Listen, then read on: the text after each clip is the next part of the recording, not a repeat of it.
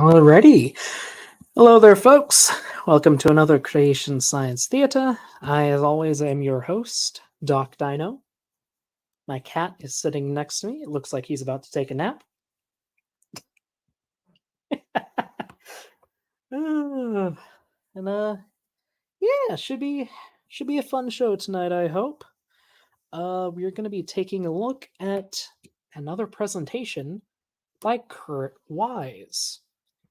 Now, long-term fans of the channel might know we covered this guy over half a year ago, I want to say. I think he was either episode 3 or 4. Very long time ago. He is a creationist who was tutored by Stephen Jay Gould.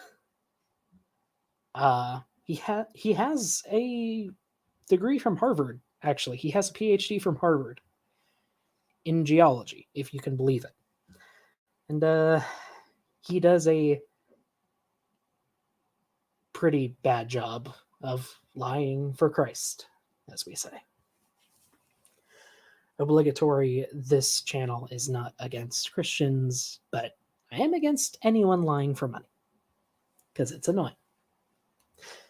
Anywho, tonight's theater is an open theater. If you want to join, feel free to click the link at the top of the chat. Everyone of any stripe is welcome, as long as you behave yourself. All right? Just don't be a butt, and you're welcome. And let's see, who all do we have here in the chat? We have Jackson Rowe. Howdy, mate. Hope you're doing good. And yep, last time we talked about Kurt Wise, he was talking about how giant floating continents of swamps on the ocean during Noah's flood created all the coal we have today. It was a thing. So Cobra, he explained multiple coal seams by the rafts of vegetation sloshing back and forth in the chaotic oceans. And he thought that was a good explanation. Let's see here. So, for those who don't know, earlier I popped onto a creationist channel to, talk a bit of science-based theory. Grayson was there, as was Evo something. The guy I shouted out earlier who called me out for not doing my best. Evo Colossus. That was neat. I got to talk a bit about radiometric dating and other kinds of stuff. Howdy Maya, howdy Andrew, howdy Caden. And Bugged Out. Your name sounds familiar. Huh. There's another channel I've seen with a similar name. They did a big review of Prehistoric Planet last year. It was pretty good. Well, fair enough, Jackson. We all try, at least most of us. Sometimes things don't go too well. It happens. If you or if anyone else wants to join, feel free tonight. Otherwise, we're going to get started here in a second. So, for a bit of background, sorry, accidentally hit play. For tonight's show, we are watching a presentation by Kurt Wise, again, about baraminology, which is basically creationists attempting to explain evolution. I guess you could call it reinventing the wheel badly. Also, we have a bug boy. Hello. Sup? Can you hear me? I can hear you. Great. Can everyone else hear me? I think so. They probably can. Good. This is my first time doing something like this. So my name is Bug Boy, I guess, and I'm super interested in all things biology, and I thought I'd pop by and give my 2 cents where it's welcome. Yeah, fair enough. I mean, that's what this is for. Yeah. If you want me to pause at any point, just make a noise and I'll stop. No problem. All right. And that said, Kurt Wise does talk pretty slow, so I'm going to have him on 1.25 times speed. Otherwise, we'll have another show where we're here until midnight. Yeah. Oh, and we have a Jackson. Hello, hello. Hello. How's it going? Doing pretty good. How are you guys?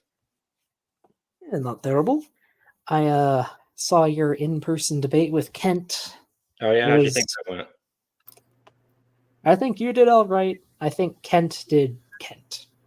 Yeah, he typically has his scripts that he does, kind of. Yeah. Yeah. Honestly, I watched Mr. Anderson's debate with him previously. You might want to check it out. He does a really good job of just shutting Kent down on all of his irrelevant stuff. Yeah, I was at Dow for 10 days actually. 10? 10 Why? days. Well, I don't know. Yeah, well, partially community service. It's a long story. But yeah, it was actually a lot of fun, believe it or not. Huh. Well, I am surprised. Are you a creationist now? No, I don't agree with anything there except the Earth is round. I mean, that's fair. Yeah. Huh. Well, I mean, do you have any like big interesting stories from your time there, or are you saving some of those for a future video? I mean, I really don't have any like juicy gossip or anything. It was pretty uneventful drama wise. All right then. Yeah. Oh, glad you made it home safe. Yeah. Wonder who the next person to visit Dal is going to be. I don't know. We'll see. Yeah. Oh, and we have a Caden. Aloha. Aloha to you. Howdy. Looks like we have a decently full theater, so might as well get started. Yeah.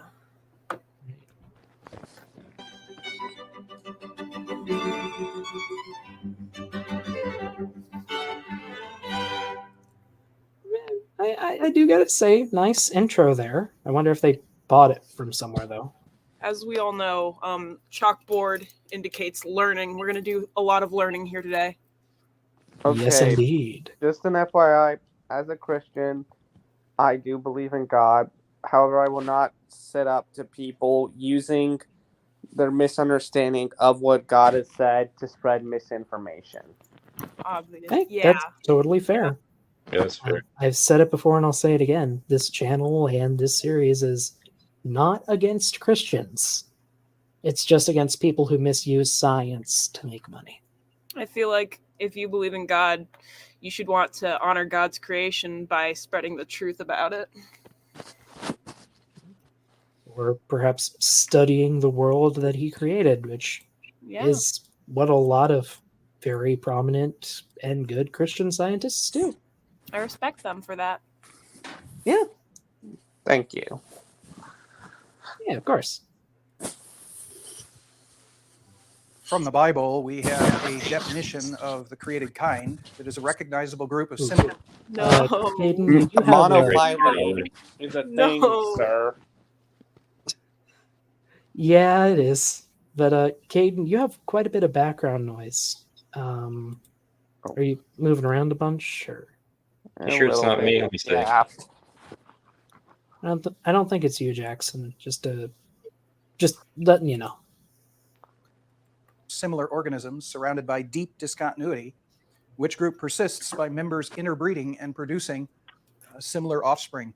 This is something that people have been able to deduce from the Bible for quite some time. If we go back. Okay, so he's basically just written the biological species concept there, although I'm not too sure about the deep discontinuity line. Regarding biological species, I I think the only way to really determine if something is distinct is if we could completely map their genome. I mean, that's fair.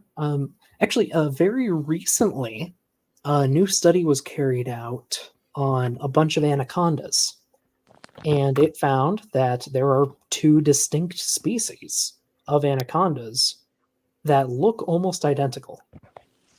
Oh yeah, I was seeing that. I saw that. And the genome difference is like 5.5%, which is Wow. more than humans and chimps. Crazy. Yeah. And to be fair, there are multiple definitions of species because, I mean, biology is really messy, and humans just do their best to categorize it. Yeah. I feel like searching for a definition, a set definition of species, outside of taxonomy and stuff is mostly unhelpful. Well, I mean, sometimes like designating something as a distinct species can be very helpful for like conservation efforts and stuff Oh yeah, like of that. course. I once heard recently that like the European/Scottish wildcat has become genetically extinct due to hybridization with domestic house cats. Oh damn. Yeah, there are no pure wildcats left, apparently. Oh, and thank you, Ember. That actually brings up something I probably should bring up. So, folks, I have started a GoFundMe. For those who don't know, I am a volunteer fossil preparator at my local university. And, well, I'm currently working on a specimen that consists of one bone. But it's preserved well enough that I feel there might be more of it out there, especially considering how it was collected. So I want to try and organize an expedition to maybe find the rest of it. Or, if I can't find it, find other fossils or minerals for the teaching collection. What's Do you species? know which formation it's from? It is a sauropod from the Morrison. Ah, Whoa. I used to live in Utah, close about several hundred miles south of where Dinosaur National Monument is, Ah, sweet. and about an hour from the Johnson Farm dinosaur tracks. Cool. I'm in Arkansas, so there's not much in the way of like vertebrate fossils to find. But I invertebrate fossil hunt or plant fossil hunt like pretty much weekly. Yeah, sounds like a party. And Yeah. what's on screen right now is the humerus I'm working with. Ooh. Wow. It is about 1.5 feet long, and it would have been from a juvenile sauropod. Not 100% sure what yet, but I'm thinking a Camarasaurus. But I do have to redo the measurements now that it's free from the jacket. Tell me more. It's from Springdale. That's where there's a lot of good fossils up there. My uncle lives there. Ah, neat. Yeah. Oh, yeah, and some people think we still work with Linnaean taxonomy. I mean, he had some good ideas when it comes to categorization, but yeah, mostly the Linnaean ranks are just signposts at this point. Yeah, especially with the advent of modern genomics. Yep. Back to the time of Carl Linnaeus in the 18th century, he in fact sought the biblical kind. He searched for the biblical kind, and what he did is he wanted to also name identify the created kinds, name them, and formalize the namings, because the issue at that point was the same organism had all sorts of different names. Different cultures, different cities, different families would have different names for the same organism, and he wanted to formalize that and give everything. And that is true. Linnaeus decided to go with Latin, which, I mean, is fair. It was and still kind of is a very widespread language. Everything the same name.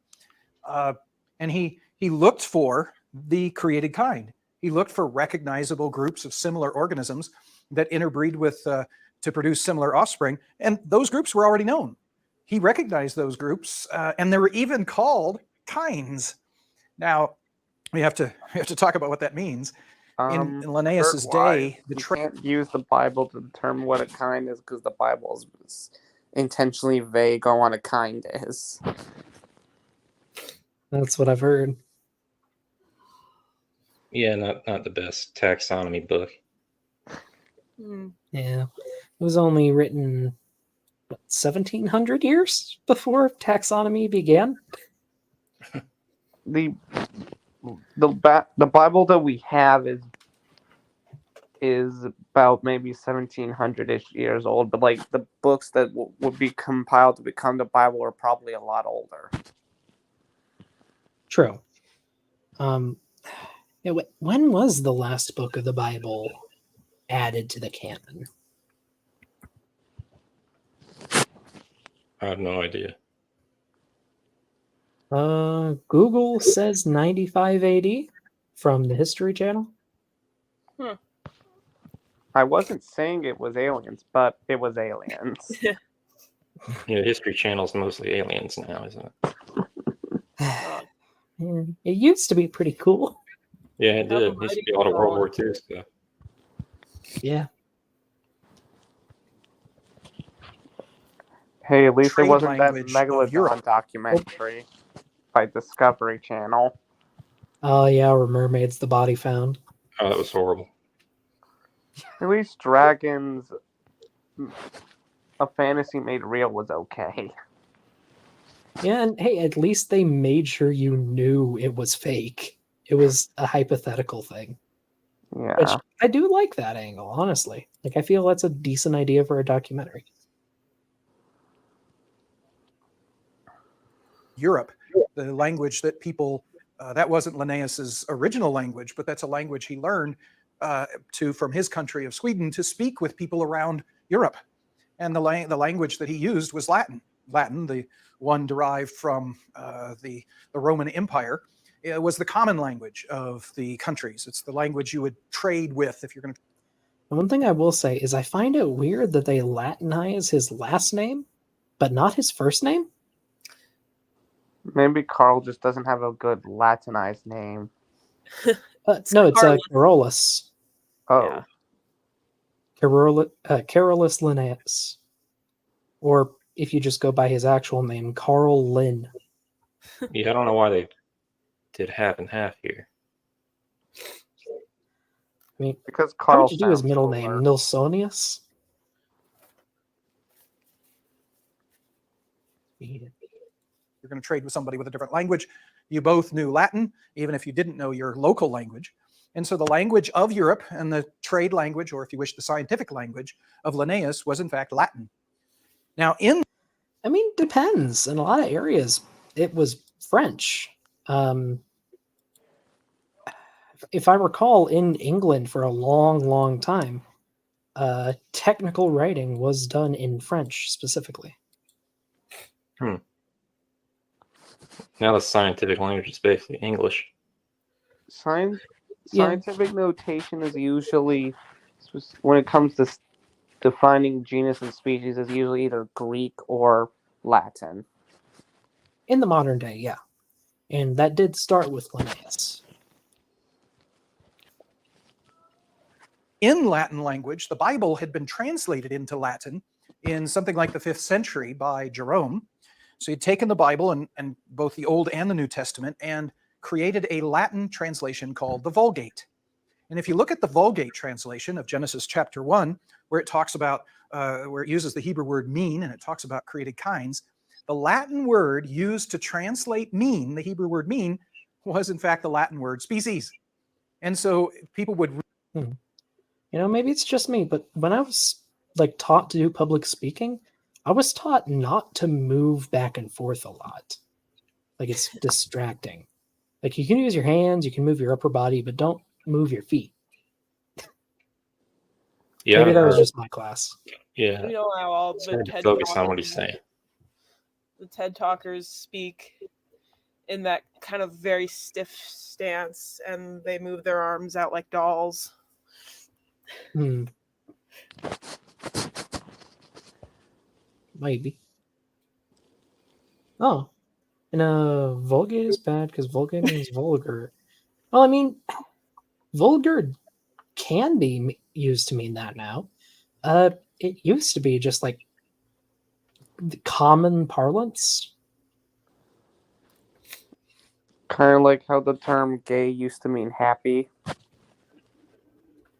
I mean, yeah, but gross used to have the same connotation. Now we think it means bad or disgusting, but it used to just mean like, the sum total. Yeah, I mean, that's Awful. what we usually use in math. Yeah. Like your gross profit.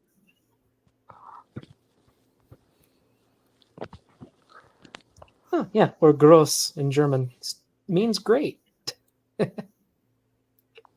Would read the text, and 10 times it would tell them that God created after their species, according to their species, after their species. If they read it in Latin, they would understand, they would think that God created species. And species was a term that was also applied to a group of organisms that were very similar to each other, that were different from other organisms. They interbred with each other and they produced offspring that looked like their parents. And so clearly, and I mean only naturally, Carl Linnaeus would have understood that the created kind was probably what at that point they called a species. Okay. So Carl Linnaeus started out believing A hamster's a thing. Are humans and hamsters in the same kind? I mean, they would probably say no. But they might try to put like rats and hamsters in the same kind. Linnaeus thought humans and great apes were in the same kind. Yeah. He thought we should be categorized, or he thought humans and apes should be categorized as just different species of Homo. Really interesting. So, like, the kind of opposite of evolution, de-evolution, devolution. No. He, if I recall, Linnaeus thought that humans and the other apes were created together as the same kind. They just don't really interbreed, if I recall, because he wanted them under the same genus, at the very least. Hmm. Interesting. Oh, yeah, although if I recall correctly, he did categorize some different races of humans as different species too. So he considered the apes to be like another race of human.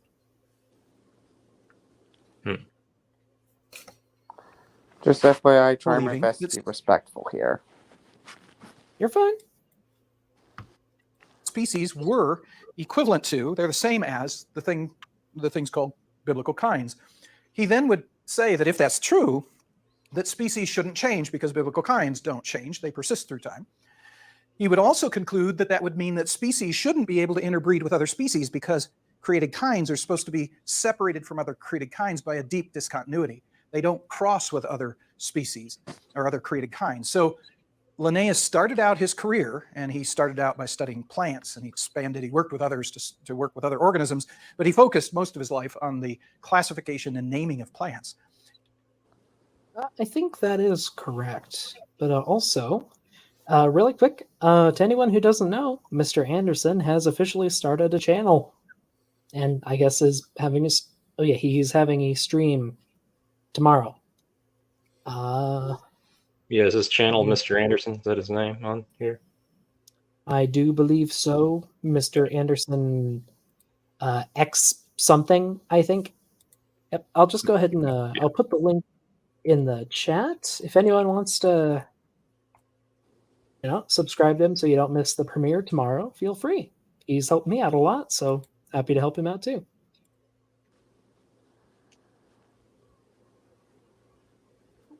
He assumed that plant species were in fact the biblical kinds, that plant species didn't change through time, and that plant species couldn't interbreed with other plant species.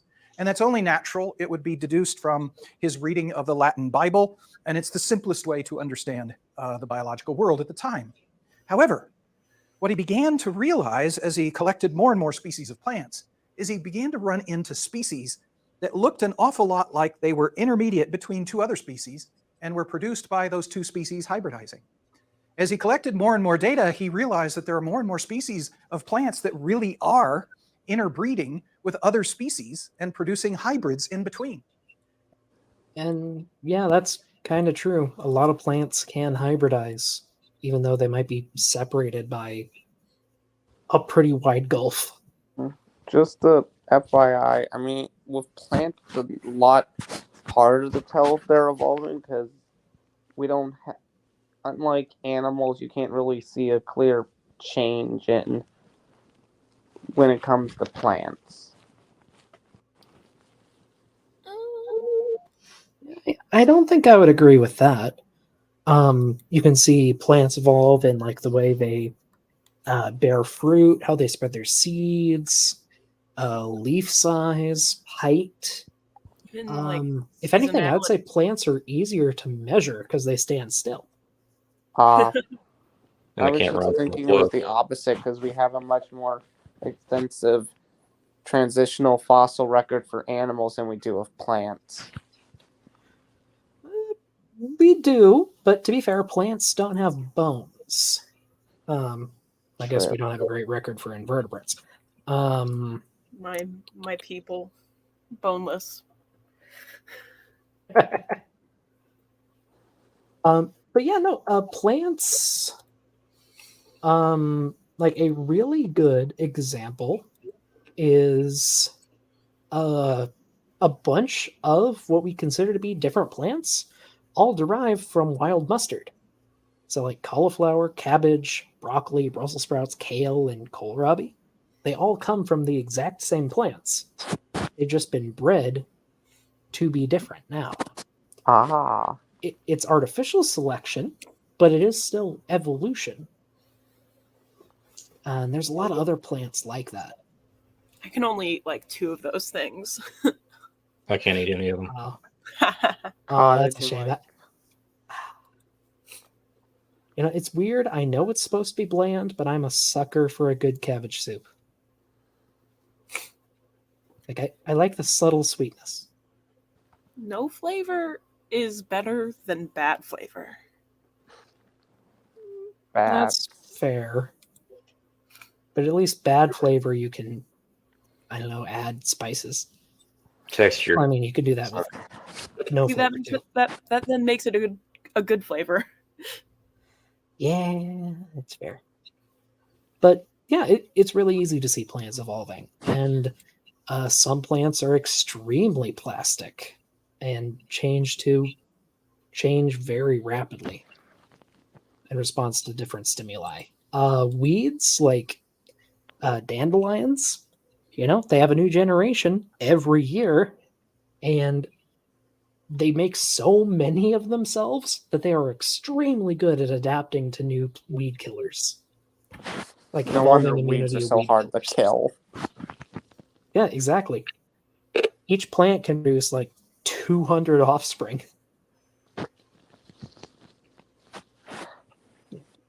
Each one of these amazing reptiles are born pregnant. What was that? I was quoting Godzilla 1998. Oh dear. Oh man, that was a bad movie. And Mr. Anderson, I'll go ahead and share the link to that too. Mr. Anderson produced an edit of him tearing down Donnie from Standing for Truth. I thought it was pretty good. Mr. Anderson, I did share some critiques of it with you in DMs if you want to take a look. For the most part, though, I think you did pretty good, especially for a first video.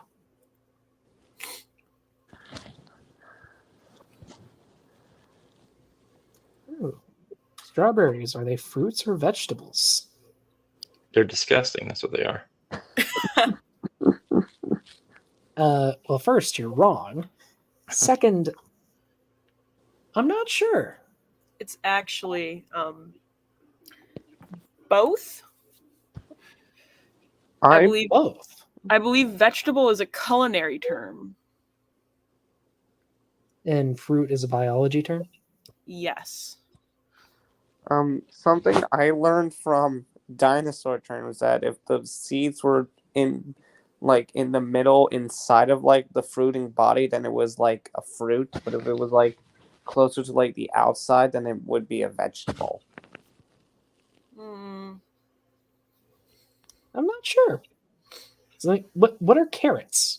Carrots are vegetables, right? they are roots. Yeah, roots. Yeah, they're a tuber. But we use them as vegetables. Yeah. I think veggies are just like big, just plant meat, basically.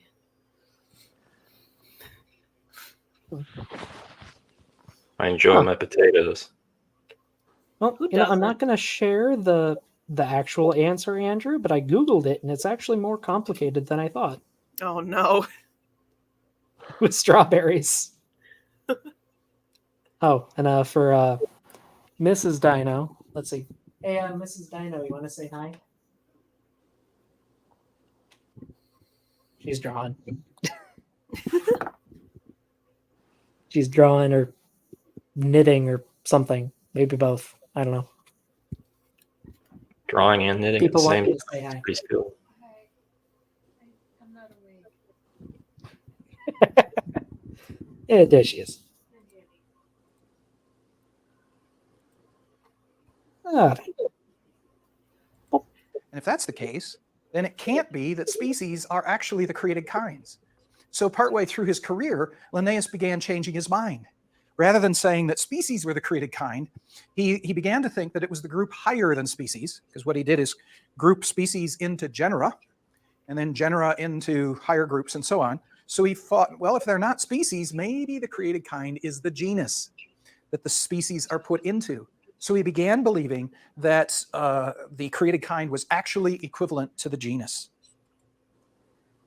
I mean, fair enough, I guess. I mean, now they'd say it's the family. Yeah. Well, I mean, he goes on to say it depends on the group you're talking about, which just Right? They really have no idea. things a I whole. mean, more if you keep complicated. going up, you'll start getting into clades, phylums, and all that stuff. A clade is just Yeah. it is any group. Let's see, what's the King Philip? King Philip came over for good spaghetti. I created my own, and I feel like the best way to remember it now, for me, it starts with life and then domain. So here's mine: little dogs kill people constantly, or Frank got served, and I'll never forget it. And I feel like the best way to make things like that is to just do it yourself. You'll never forget it if you just do it yourself. Fair enough. I just know it. The one I was taught starts with "Dear King Philip." Yankee Doodle went to the Yeah, like "Dear King Philip came over for good soup." I Domain, was kingdom, taught way later. phylum, class, order. I wasn't taught domain. I started with king. Yeah, I always started with like kingdom. I mean, we're good. What are the domain? Yeah. Oh, right. So domain is like archaea, bacteria, and eukarya. Kingdom, Like animal, plant. yeah, animal, Fungi. plant, fungi, etc. And then just keeps getting more and more particular. But like the example I like most is whatever elephants and mammoths are. like, where do you draw the line there? Um, Because no matter where you draw the line in regards to the elephant kind, you're going to run into problems. Because either you have too many species or genre to fit on the ark, or you don't have enough time after they left the ark to diversify into everything we have in the record.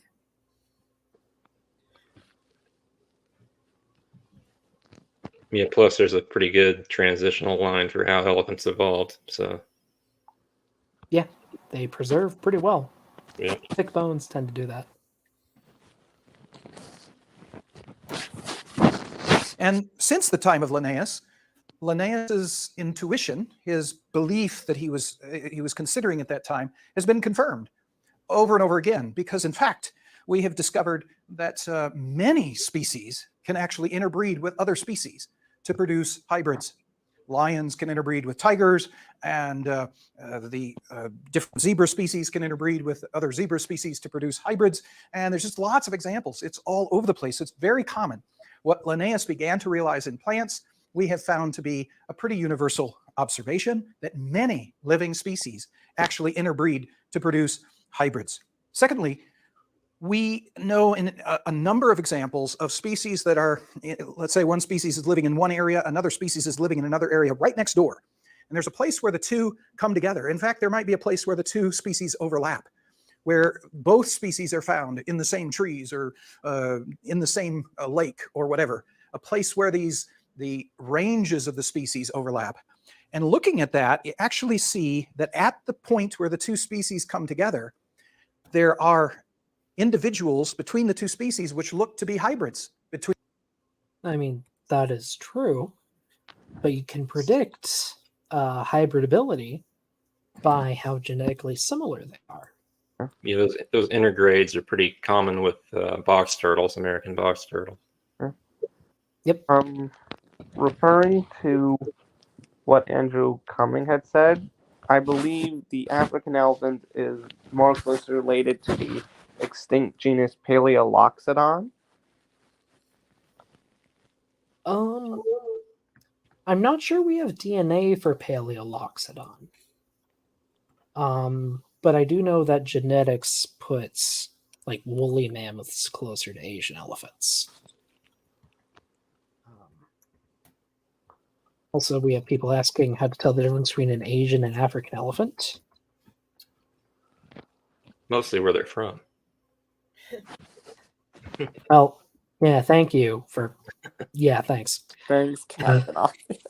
I believe that, yeah. I was Yep, told here we go. that one species can grip their food with their trunk and the other one either grips it differently or snorts it. Oh, here we go. Two fingers for Two-prong Here we are. horn, I mean trunk, and then one-prong trunk. I forget which one's which. Yeah, African elephants have two prongs. They have one less toe on their front feet, and the skin texture is different. Like a lot of Asian elephants will have kind of an orange patch somewhere on their head. And also something I learned from some Animal Planet special. African elephant ears look like Africa. Yeah. Yeah. African elephants built Africa. In their own image. They're also usually bigger, and well, they generally have bigger, more prominent tusks. I believe the African bush elephant is the current largest land animal. I'm not sure if it's the bush or the plains ones. I want to say I it's the thought it was the savannah. African bush elephant that was the heaviest, aka largest land mammal currently alive.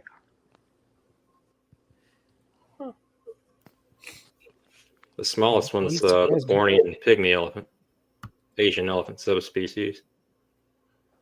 Huh. I You ever heard of that didn't one? know Borneo had elephants. Yeah, Borneo pygmy elephant. They're pretty interesting. And also from a side view, they look pretty distinct. They're really neat animals, though. Like, I love learning about them. They're Yeah, so they are. intelligent. They're gonna be hunted out in 50 years, though, probably. Well, it looks like to me at least, it looks like the mammoth trunk was two-pronged or two-fingered. I If don't know. elephants don't become totally It's extinct in 50 years, they may be extinct in the wild within 50 years. Well, that's the problem. They don't do well in captivity, so Yeah, I hope they don't go extinct. But here's looks like here's a distribution of the different species. And, Oh, it's actually heart-shaped. That's cute. what is? The tip of a mammoth's trunk seems to be heart-shaped. Woolly mammoth? Yes. Not the Whatever- Colombian whatever one mammoth, I'm looking at. presumably.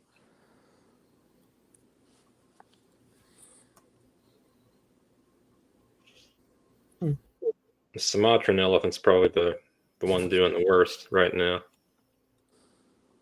Yeah, Only a few hundred left, I believe. that sucks. Yeah. I do know that at least African elephants appear to be evolving in response to poaching. Yeah, they're losing their tusks, or they're getting smaller. Yeah, there's a lot more female African elephants being born just without tusks at all. It appears to be harder for the males to completely lose them, but they are becoming smaller in males. Probably the reason it's tougher for the males to evolve to lose their tusks because they need it for intraspecific combat. Maybe. I genuinely don't know because Yeah, they do use them for I that. I think the main deciding factor is just body mass when it comes to elephants. Yeah, I hope elephants don't become extinct. They're pretty cool. Yeah, I like Well, I them. think it's a matter of if or when, not if. It might be 1,000 years from now, but humans will cause their extinction.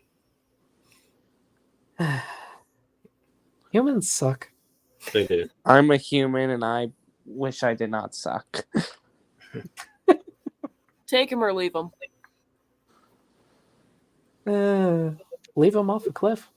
Between the two species. They might be halfway in between in size or whatever. For example, where I grew up in Illinois, we had squirrels there that when I looked up in the mammal book to figure out what species the squirrel was, I was confused because it had characteristics of the squirrel that's found in the south of the United States, and it had other characteristics of a squirrel that's found to the north of where I lived in Illinois. These squirrels were different. They had characteristics of both, and they were much bigger than either the squirrels to the north or. All right, I so just he's thought still they were talking all the about gray hybrids. squirrel.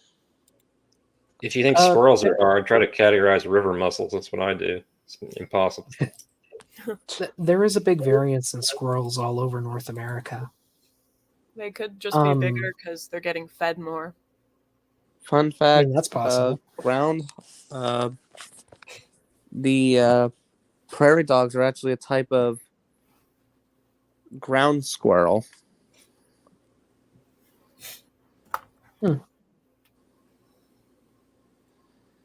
Not surprised.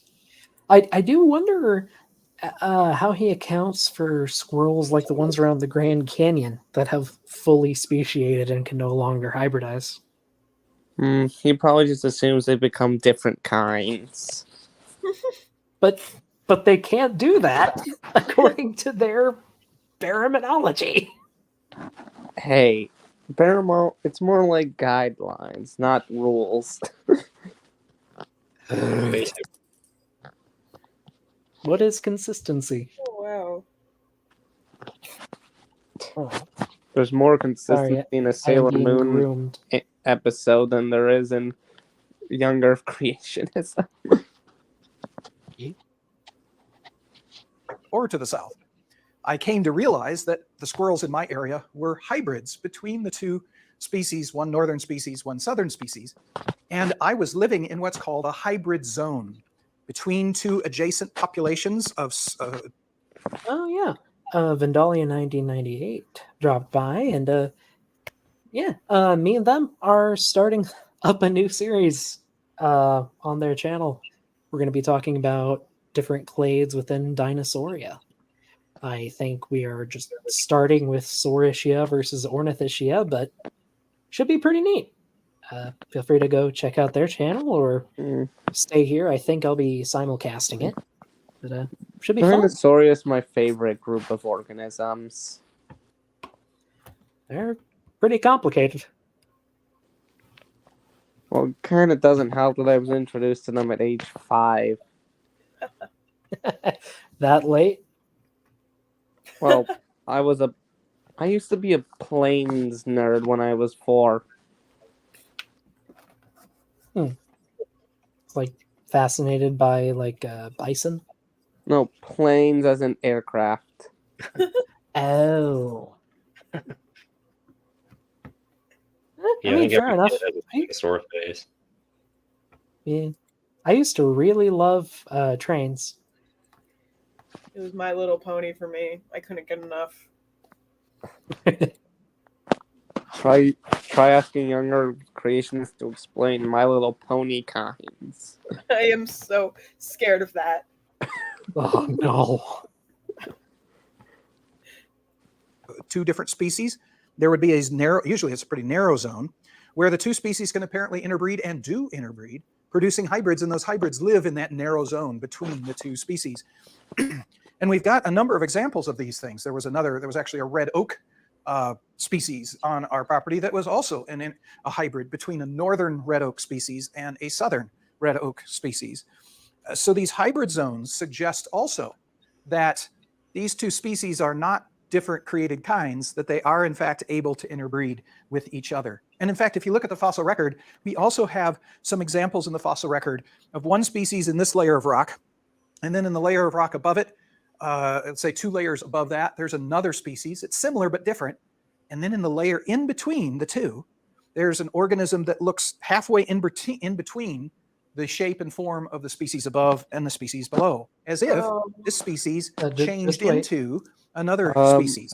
And this is what I call a stratomorphic intermediate. It's intermediate. I mean, he's he's got to hear comparing what squirrels. you got to hear what he He's- calls this thing he's talking about. No. Of the species above and the species below, as if this species changed into another species. And this is what I call a stratomorphic intermediate. It's intermediate. This What? is why in the description I said he was reinventing the wheel.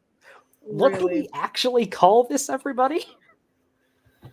We call it Transitional. transitional fossils and/or anagenesis if we have evidence of like one species directly evolving into another, like the case that we have with Cretoxyrhina and potentially Daspletosaurus.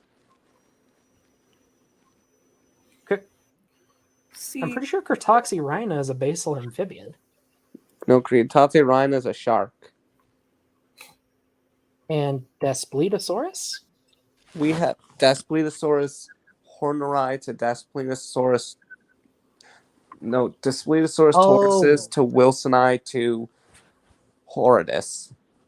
Sorry, the way you said that, I thought you were saying Cretoxyrhina became Daspletosaurus. No, I was giving 2 examples of known anagenesis. Okay, fair enough. You confuzzled me there. By the way, he's comparing squirrels as transitional organisms when something like Panderichthys to Ichthyostega would be. I mean, I don't see how there's a comparison. The comparison is based on lies and being drunk. Possibly. closing one eye, closing the other eye. Taking a drink. But just Yeah, but I love that he did the thing creationists often do, where they make up their own term for a known thing. So when people look up that term, they only find them. wow. I'm gonna start doing that. No, please don't. It sucks and I hate it. It's really bad. That's why I when I watch stuff like this, I try, at least for the most part, if it's a thing I know, then I'll still use the word. But if they say a word that I've never heard before, I become suspicious when I hear that word again. Mm. Yeah. And let's see. And yeah, someone brought him up, but like, Tiktaalik is midway between, say, a lungfish Or used to and Ichthyostega. Yeah. Like it is a transitional fossil. That Yeah, is they're the not like term. they're not intergrades like squirrels. I don't think Yeah. this thing is interbreeding with a lungfish. Nope. It's something I genuinely really dislike when they do it. Also, I'm just You can realizing tell they're this about could be a this. You decent can tell face with for the younger thumbnail. creationists, if they're gonna say something stupid, is that they'll start moving their hands in weird directions. They'll start moving their mouth. They breathe. All right, Andrew, I'll show Acanthostega too. Oh, Acanthostega is my favorite, actually. I mean, I'm not gonna say you're wrong, but I got a real soft spot for just the story behind Tiktaalik. Well, yeah, Good guy. It's a good boy. Yeah. but the 8 digits on the toes, I think, are really interesting. On the hand. Someone The should limb. make That's fair. Acanthostegus kaiju.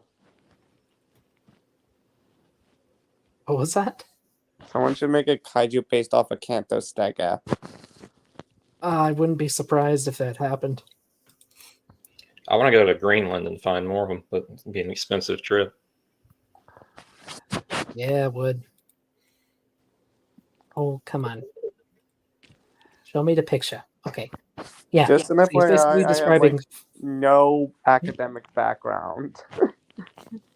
Well, that's fine.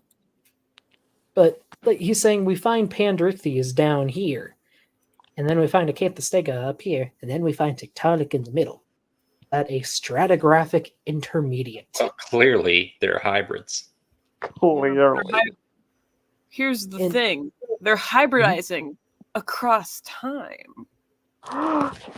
Doctor Apparently, Who. which They is keep really regenerating. weird because according to a lecture made by this man, all the layers were deposited during the same year. Exactly. That's a pretty rapid evolution. Young Earth creationists being inconsistent. Maybe it's like Doctor Who where he keeps regenerating. Every stream is just a new doctor. He becomes a bit a bit less attractive every time. He's attractive this round, actually. I thought they made a reboot where he was a female. They That was one of the that's doctors. different. He just died again. Okay, I was just wondering because I thought it was like a straight up reboot. No, I think it was just a couple seasons. the doctor can I've actually Okay. never seen that show. sex at any regeneration. Yeah. I mean, they're not human. No. They Okay. just look like it. You know so they what? don't freak You know humans what? out. I think that they could hybridize over time, couldn't they? With They're the literally- doctor and humans? They're time lords. They could hybridize over time and create a very strange fossil record. No, you see, they had an ancient version of the dinosaur train. Oh, I loved Did that they? show. Soul Train is a good show. It would be the Paleozoic train or something. Mm. All of the Precambrian train. Dinosaur train was my life. I think I was like 8 or 9 when it first started coming out. So I was like ju- 5-ish when it was coming out. well, I was just getting out of the phase where, sorry, I was just entering the phase where I was too cool for kid shows. But then I saw that and I changed my mind. That is exactly what happened to me. I dropped My Little Pony after a while, and I fell back onto Dinosaur Train, and then later when I was getting really old, Wild Kratts. And I would Oh, still I Oh, Wild Kratts is so good. I want to meet. Yeah, I was watching Arthur embarrassingly late in my life. Hey, Arthur was a good show. It was a good show. Actually, is. I think it's still going. Actually, it Nah, ended. they stopped. No, just Arthur it wrapped ended up a couple while years ago, ago. didn't it? I think so. For like what, 19 seasons? I forget how many seasons, but like 20 something years. Yeah. Don't judge, but Oh. Don't judge, but poof. I guess he had to go. Yeah. I mean, he's welcome back if he wants to. Oh, Uno, kicked out. dos. Oh, I didn't kick you. I think the internet kicked me. It happens sometimes. But you said don't judge me or something like that, but Oh then yeah, you I'm about to left. say don't judge me because when I was younger, I saw this really weird TV show called Winx Club. no. No. Okay, I never watched it. I just remember hearing the theme song once and it rocked. One of them was really good. Apparently, in season 7, they brought dinosaurs into the mix. They what? Oh no. Dinosaurs Ooh. and teenage Fairy magical superheroes girls. don't usually mix, but I'm interested to see what happens when they do. I think they dressed up as pterosaurs or something. I have to review the episode. I must be way older than Okay. you guys. I don't know what we're talking about. Yeah. Well, so really weird blast from the past. Has anyone here seen Dino Squad? I've seen it on YouTube. What is this? Yeah, I watched it on YouTube too. Oh my god. It was these it was a group of kids who like encountered, like, Teenage Mutant Ninja Turtles mutagen, something like that. They They combined their DNA with dinosaurs and they could transform into them. I wish that were me. I loved it. dino I formers, I basically. so wish that were me. It was a fun show, at least for kid me. Oh. This program is brought to you Oh, by the Dinosaur Corporation King. for Public Broadcasting and from viewers like you. Thank you. Thank you. Thank you. Okay, how about Dinosaur King? What I've is seen it. this? What is Never this? seen Dinosaur King? Okay, now that you're on Google, look up Winx Club Dinosaur. It's weird. I do. Oh, I'm terrified. Right after this, I do want to see what that is. Ah! Okay, you know what? I'll just go ahead and I will send the opening. It rocks. Yeah, Land Before Time was good. Seemed like Dinosaur King is what you Is want what you want to be. Yeah, make it move. Come on and make it move. Oh, I love that show. I'm entranced.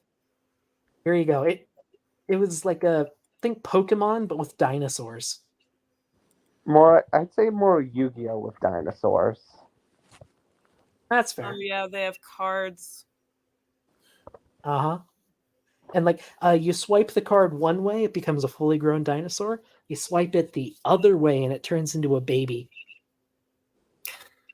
Oh, Oh. my sweet Oh, yeah. salty Christ. That's like. Okay, first of all, I was gonna say that's like Digimon, and second of all, There's the What? T-Rex up there. Oh It no. looks like a Godzilla.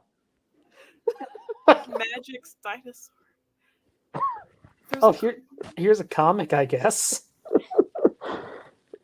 Speaking Well, of Godzilla, we might as well look up Godzilla Jr. from Godzilla the series. Well, girls, we've made it.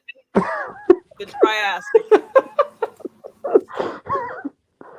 Winx Club on the dinosaur train. Like,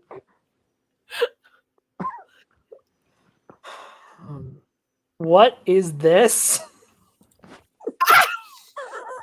What is this? Not the Mama BS? I was talking about. Oh, I should have clarified. Mildly horrifying. Godzilla the series. It's still horrifying. Look up It's- Godzilla the series. It was by TriStar. Well, I think this is from that, isn't it? No, that's the Heisei era baby Godzilla. Look up Wow. Zilla Jr.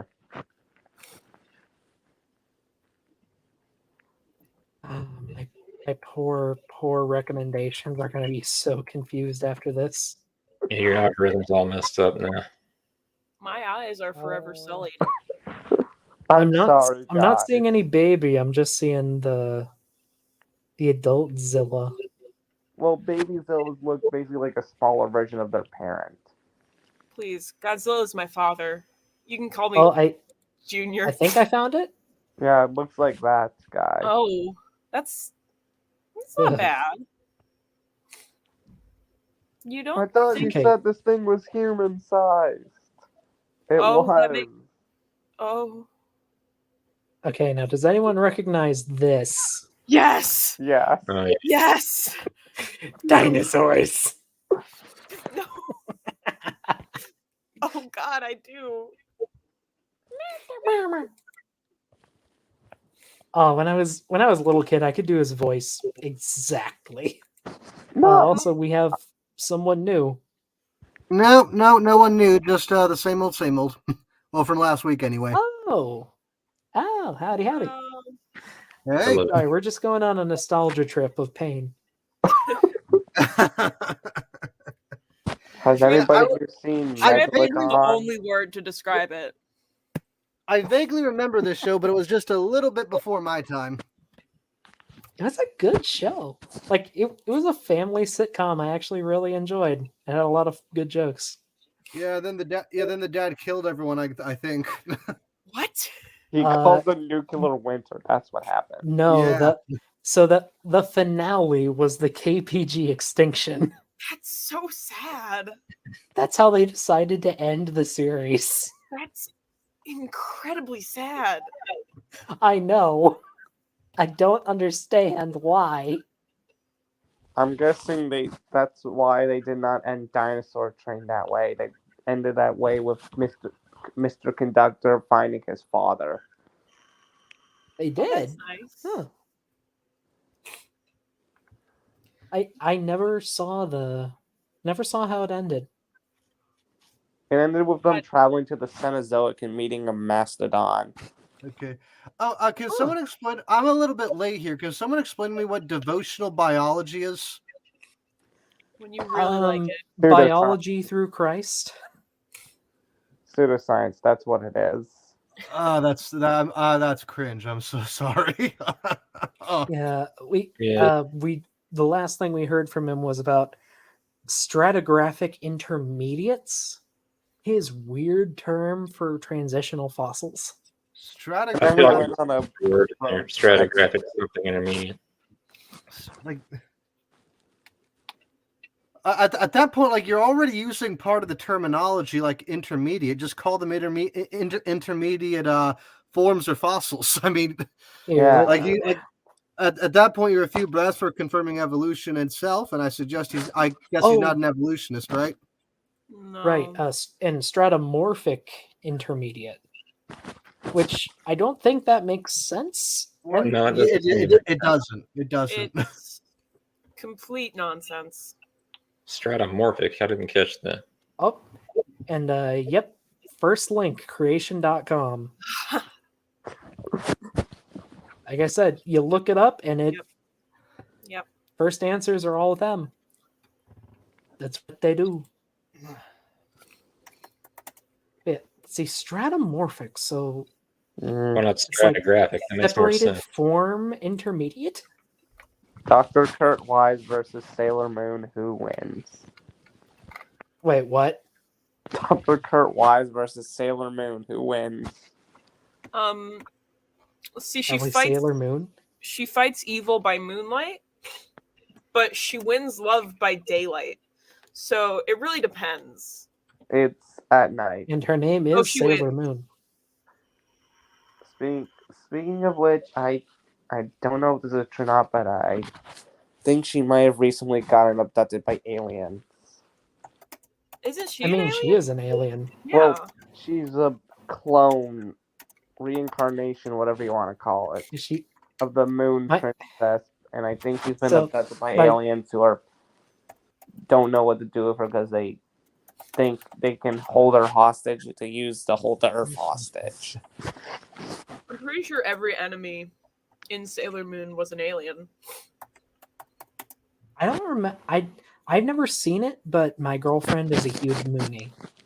So my understanding is that she is the reincarnation of the daughter of the queen of the moon.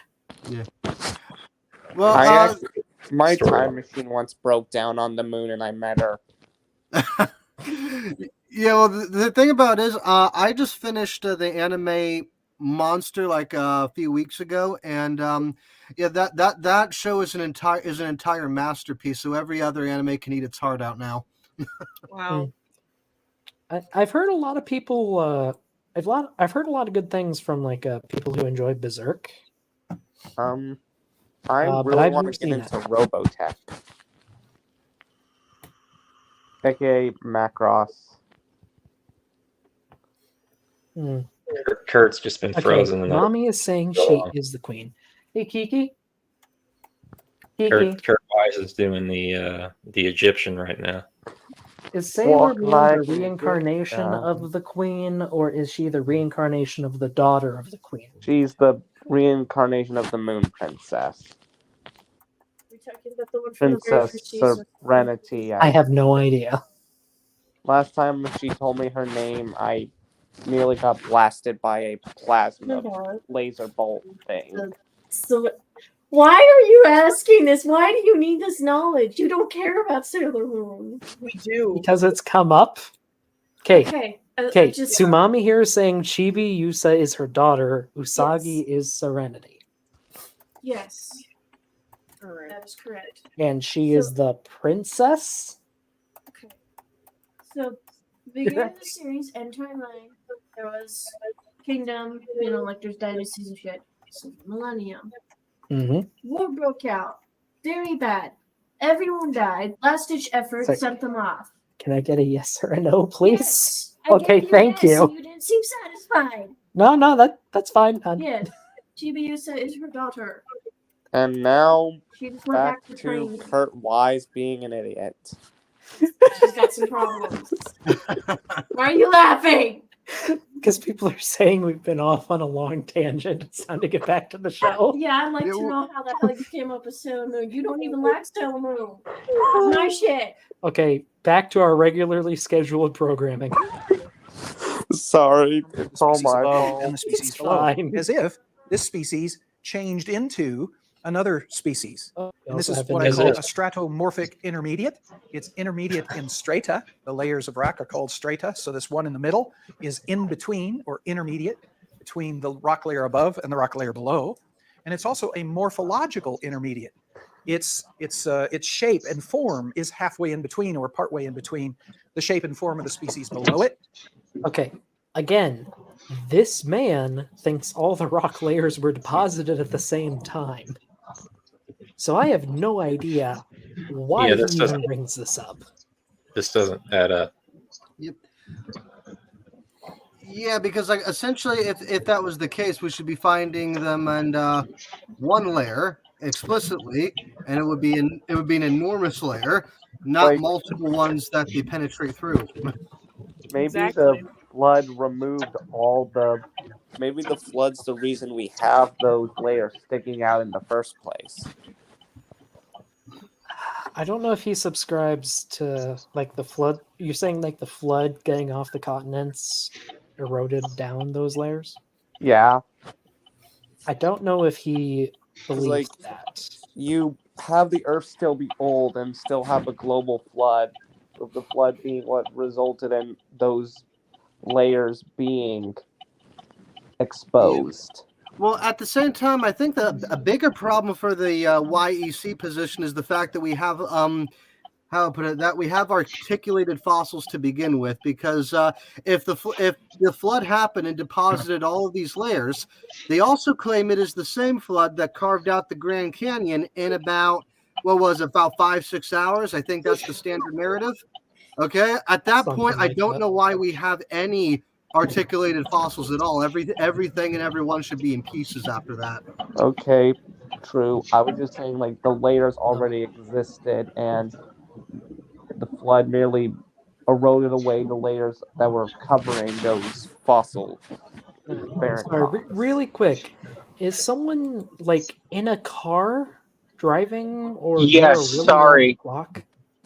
I really just wanted to make a comment real quick about why dinosaurs ended the way it did.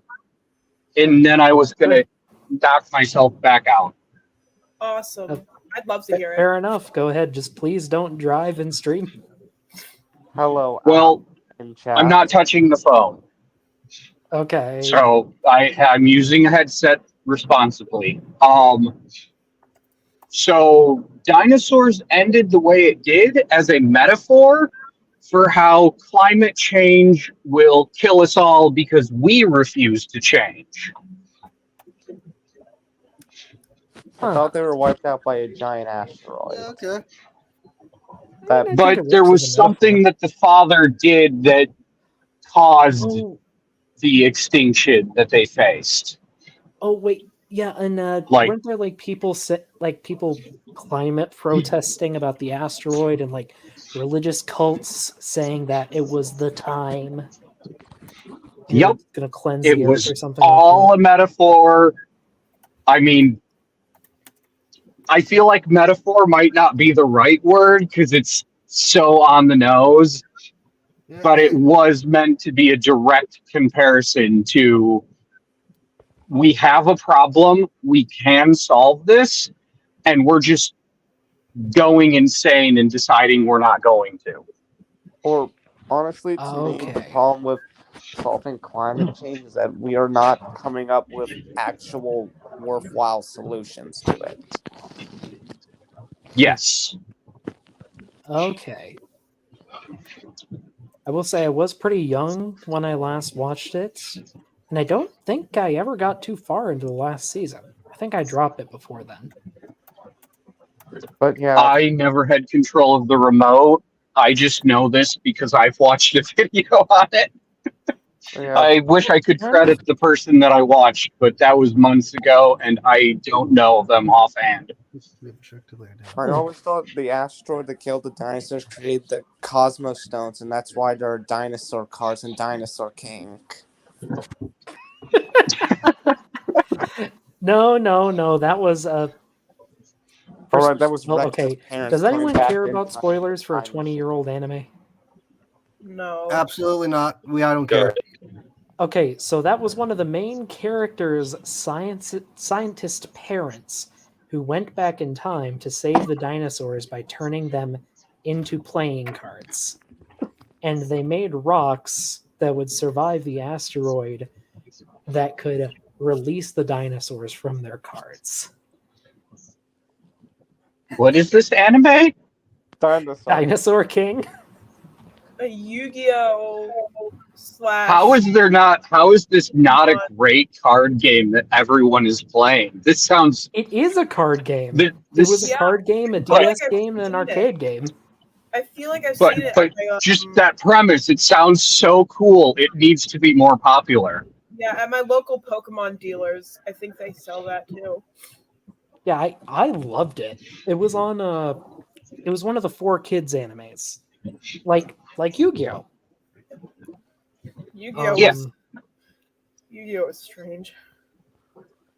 Because Oh, if they you had- want a card game to sell really well, make an anime and aim it at children. I remember really loving their Acrocanthosaurus, actually, now that I think about it.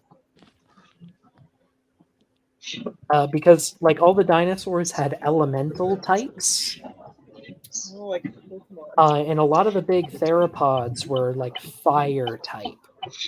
And there Well, was except for the this... Allosaurus Jimatseni. I just remember the Acrocanthosaurus was also a fire type. And when... Or there were, like, the main villain...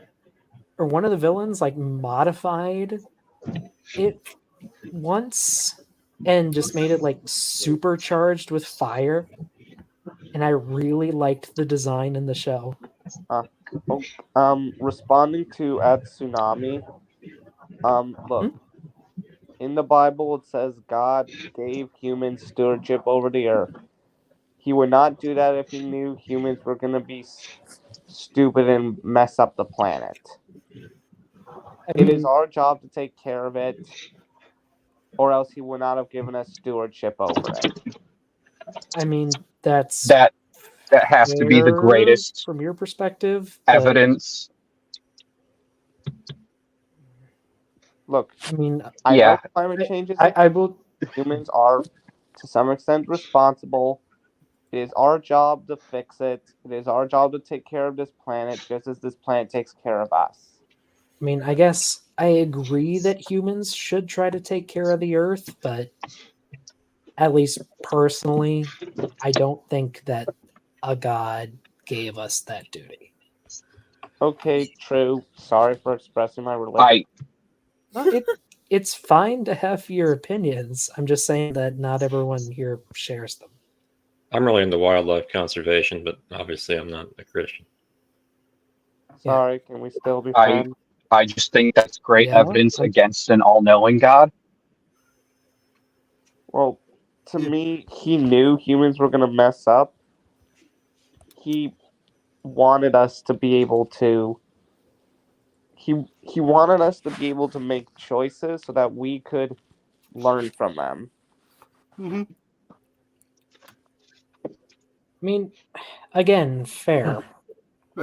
Well, and actually, I'm kind of with most of you guys on this because I think really Christians should be taking conservation more seriously than that, especially because there is a theological premise by which they ought, and I think it's being ignored when they tend to treat conservationists and conservation interests more along the lines of like a leftist politics. I don't think that's particularly helpful.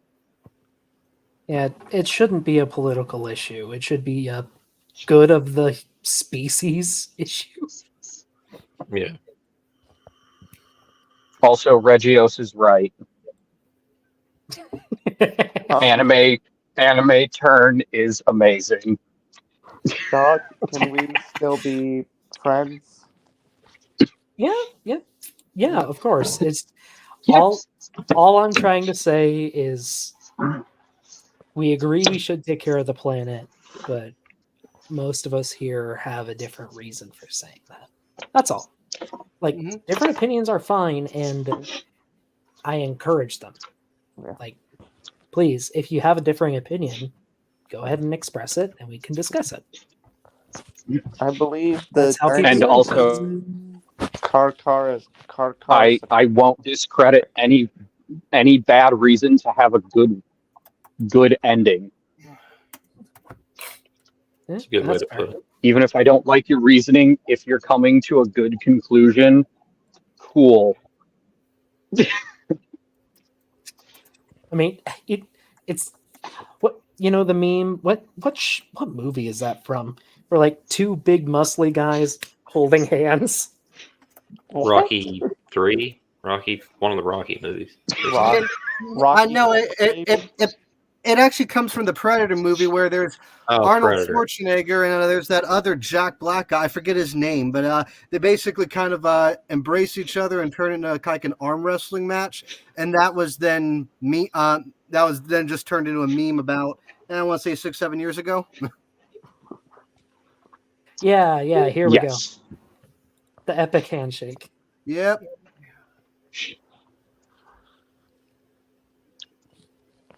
Anyway, Yeah. I'm going back to the crowd. Have a good one. You Fair too. enough. Drive safe, man.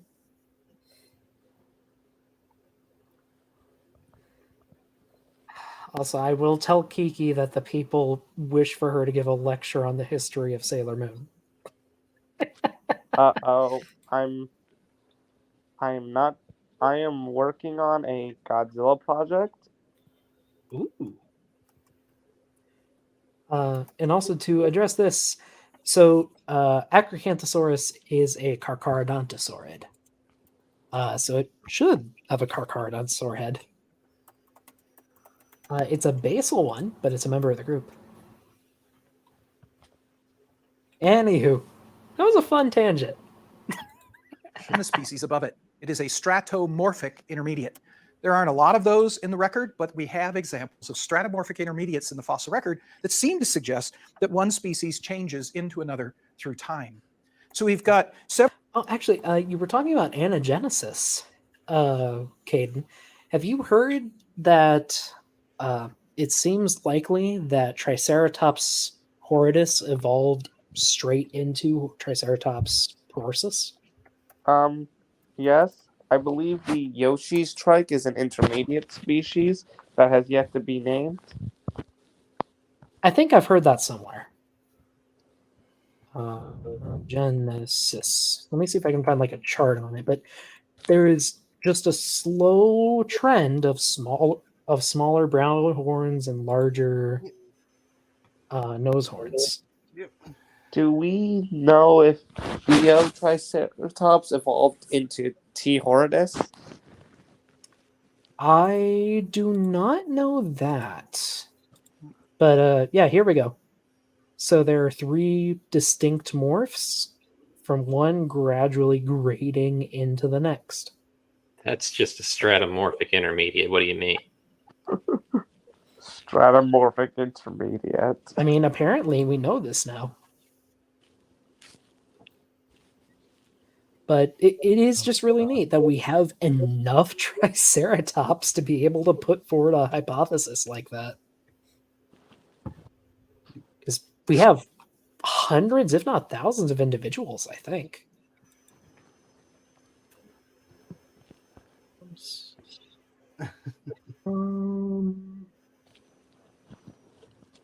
Also, just looking it up, it is possible that Eotriceratops did evolve into Triceratops. But I'm not seeing anything concrete on that, at least not right now. Apparently, it did have a proportionally larger head, which is with interesting. T. prorsus, it kind of looks like the orbital fenestra fused with the nasal cavity. That's just a thing in ceratopsians. Because like it looks like with T. horridus, it looks like they have a separate antorbital fenestra and nasal cavity. Yeah. That is, if I can find a good picture, that seems to just be a big thing with ceratopsians in general. That they early on had a fusion. You can see it in Psittacosaurus. I mean, I know pterosaurs definitely have a fusion. What was that? Pterosaurs have sort of a fusion of their antorbital fenestra and not nasal cavity. Wouldn't be surprised. We have some sort of chasmosaurian here, I think that's and Pentaceratops. there's only a thin strip of bone between the nares and the antorbital fenestra. And in later genre, I think this is. I want to say this is horridus. In later genre, the dividing line just gets thinner and thinner. Ooh, here's a good low quality, but here's a sideways chart or side view.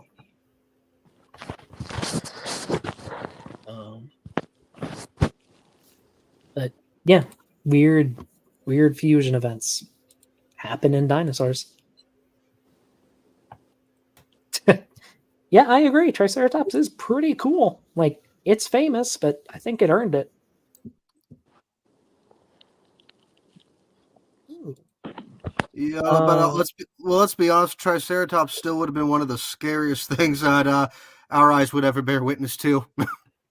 Oh, probably. Is anyone here familiar with the dinosaur game Saurian? Yep, I own a I copy. am.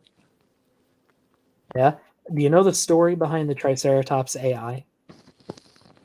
I do not actually. So, the game was in development. I mean, I think it still is. I think it's stuck in development hell. But they wanted to have all the dinosaurs have their own AI reacting dynamically to the environment around them. And they implemented the Triceratops AI and put it into testing. The Triceratops AI decided that the best way to guarantee its own survival was to kill everything.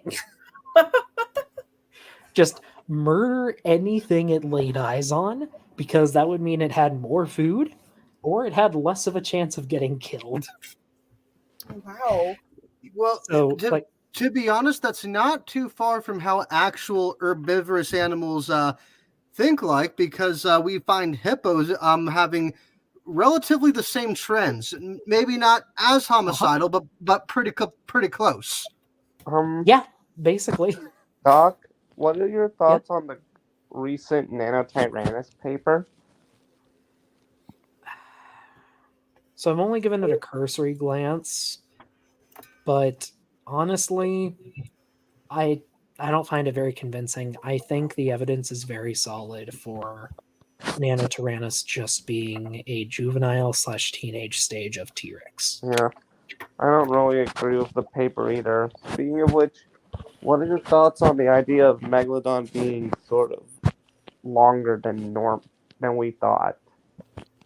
Uh, I don't really have an informed opinion. Yep. I study dinosaurs. I don't study Yeah. sharks. Well, there's actually a theory kind of raging right now about Megalodon. I find it rather interesting because it would explain a few things. First of all, it's incredibly huge, and so big, in fact, paleontologists wonder how it kind of ate, because in order for it to live, it would basically have to nonstop hunt. And now they kind of have a theory that Megalodon might have filled a niche that we don't have an analog today, where Megalodon was essentially the hunter of other super predators around it, and they would kind of get all of their calories kind of secondhand from the predators that it would actively hunt. I find that very interesting. My idea is that because to me, considering that Otodontidae is believed to be the sister family to Lamnidae, that we should be using Lamnidae as sort of pseudo-modern analogs for determining appearance and lifestyle of otodontids. Fair. I don't know enough to have an informed opinion. That said, it's hard to tell the appearance of extinct cartilaginous fish unless they get like exquisitely preserved. Mm-hmm. Oh, I do want to talk about this. So, tell me more, Rodney, talking about the Isle. I used to really love the Isle, so it pains me to say this, but I've kind of given up on it. It has been stuck in development hell for almost a decade.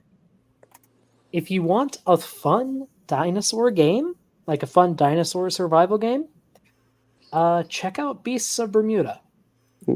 It's not perfect, but a lot of the dinosaurs, especially the newer models, are very scientifically informed.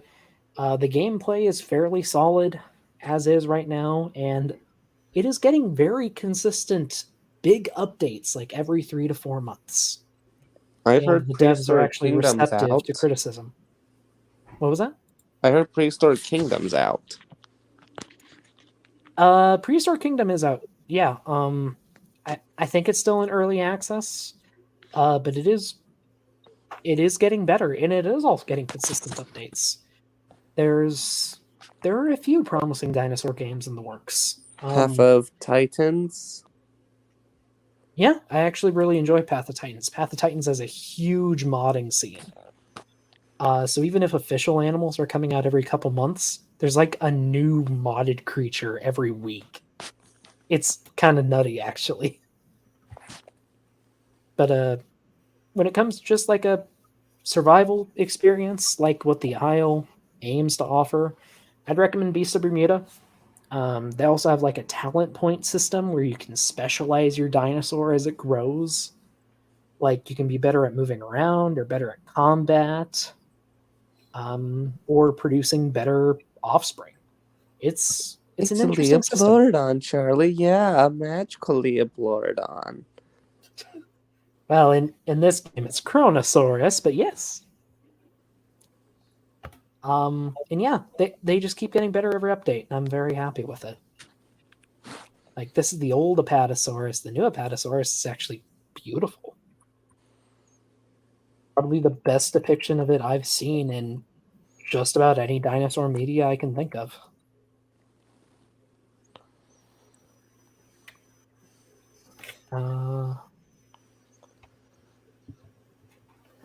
Fun fact, Walking with Dinosaurs, A Ballad of Big Al was filmed in Utah. Really? Yeah. Did not know that. But anyway, that was another tangent. We've been doing really bad on these. I'm sorry, it's kind of my fault. That's fine. Oh, and yeah, honestly, Maya, I think at this point, the Isle is just a big money laundering scheme, but that's just my personal opinion. Hello, Maya. Hey, you know, Rodney, if you get Path of Titans, I'd be happy to play it with you. I mean, that goes for everyone, really. I don't really want to stream it, though, because it's kind of bad for stream sniping. Ah. Several observations since the time of Linnaeus that confirm Linnaeus' suspicion that the created kind is higher, a larger grouping than the species. As Linnaeus continued his investigation, he began to run into, however, genera that seemed to be created by hybridization. Remember, moving from a species to a bigger grouping, he moved to the genus and said, oh, now the genus is the created kind. Well, that would mean that the genus doesn't change through time, that one genus cannot interbreed with another genus. If, in fact, it's a created kind, it should be able to interbreed. But he began finding plants that he thought were hybrids between two different genera. Now, subsequent research has suggested that Linnaeus might not have been right about those speculations, but nonetheless, towards the end of his life, he began to think that maybe the created kind is even bigger than the genus. And he classified the genera together into families that are called taxa. Okay, so there's a huge one. I have a huge problem with who he's quoting here, like because Linnaeus, and I'm sure he was a relatively good scholar for his time. He's about 300 years removed now.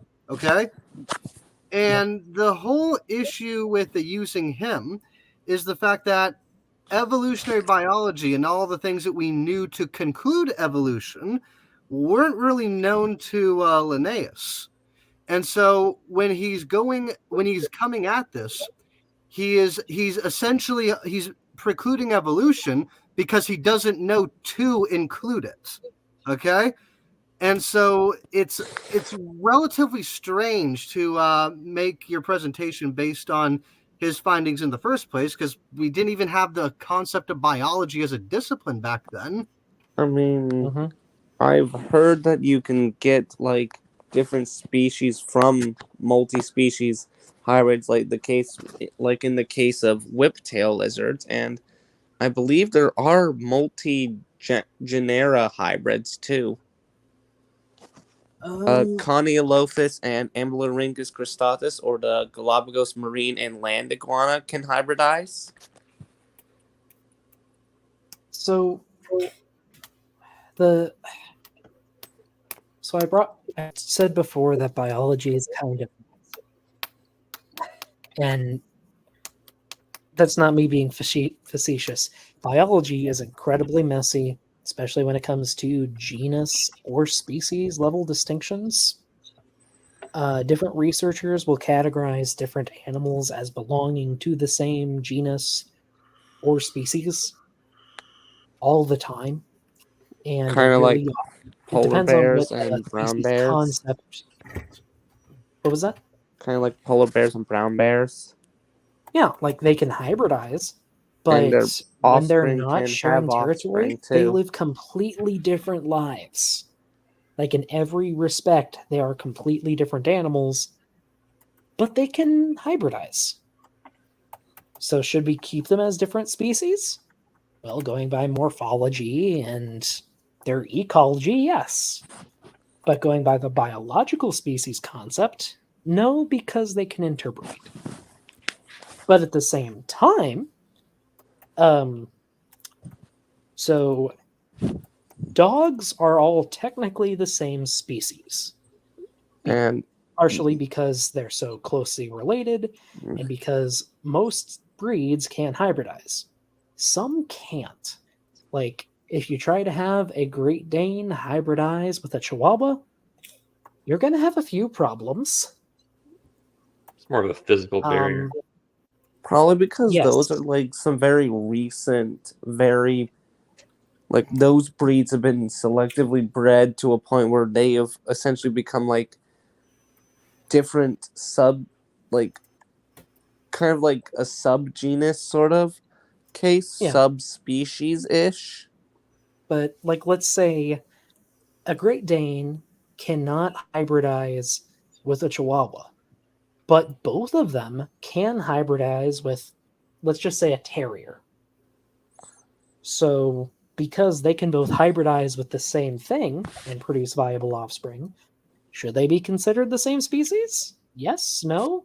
It's Dogs are complicated. honestly a very hard example to use because dogs are incredibly distinct across their Yeah, they morphology and are, appearance but is that's very why they make distinct.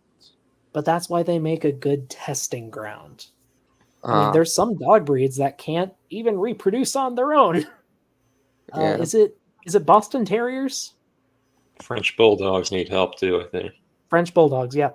Yeah. Like they would go extinct if not for human intervention. So Well, are they even a species anymore? yeah, they would go extinct without human intervention, but let's be honest, they're also essentially a mutant creation of humanity to begin with, so it makes sense that they would go extinct without us because they can only survive in our presence. They're not something that was bred to live out in the wild. In a similar way, the same could be said of the Chihuahua too. Yeah, that's fair. Yeah, natural I selection also pretty quick. I also believe like dogs, Sorry, what was that, coyotes, Jackson? and gray slash red wolves can all hybridize, so would they all classify as the same species, even though they're considered different species or different subspecies within the. Well, wolves and coyotes can produce viable offspring. I don't think wolves and foxes can, though. They're too Well, genetically wolves. dissimilar. I know, but like wolves and domestic dogs and coyotes can all produce hybrid offspring with each other. Yes. Like Yep. gray wolves and maned wolves can't. Yeah, when I mean the red wolf, it's like it's a same genus as the gray wolf, but it's a different fur color and sometimes called the timber wolf. Yeah. And they are pretty endangered, I think, in the wild. Whereas the gray wolves are doing just fine.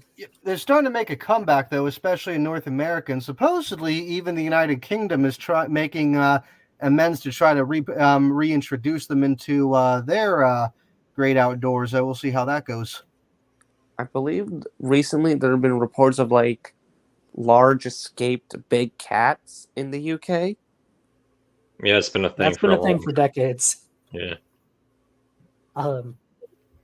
Like a few decades ago, there was some law that changed regarding exotic pets in the UK, and a bunch of big cat owners just let them loose in the woods. And it started a huge urban legend that's still going today. And could there be some out there still? Maybe. Maybe super inbred by this point, but possible.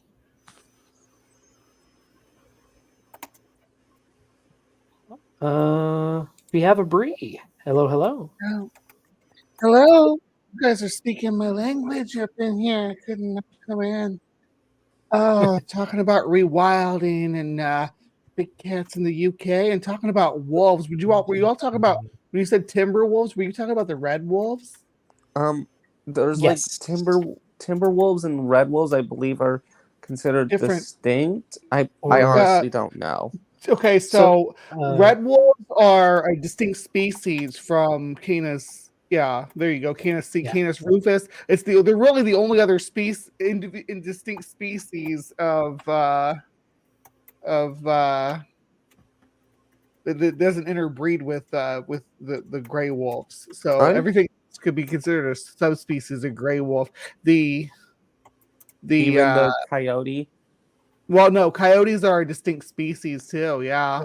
but like Yep. they can also interbreed. So Yeah, most red wolves have coyote genes in them. Like there's not hardly anywhere. I don't think there's any red wolves left that don't have coyote genes.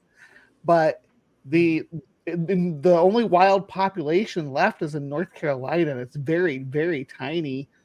Canis is a very plastic group, but yeah. they tend that's also part of their downfall. It's the same thing I know you mentioned earlier, Scottish wildcat. That's also part of the problem with them is that they interbreed with their domestic counterparts so readily that it's hard to keep the gene pool clean of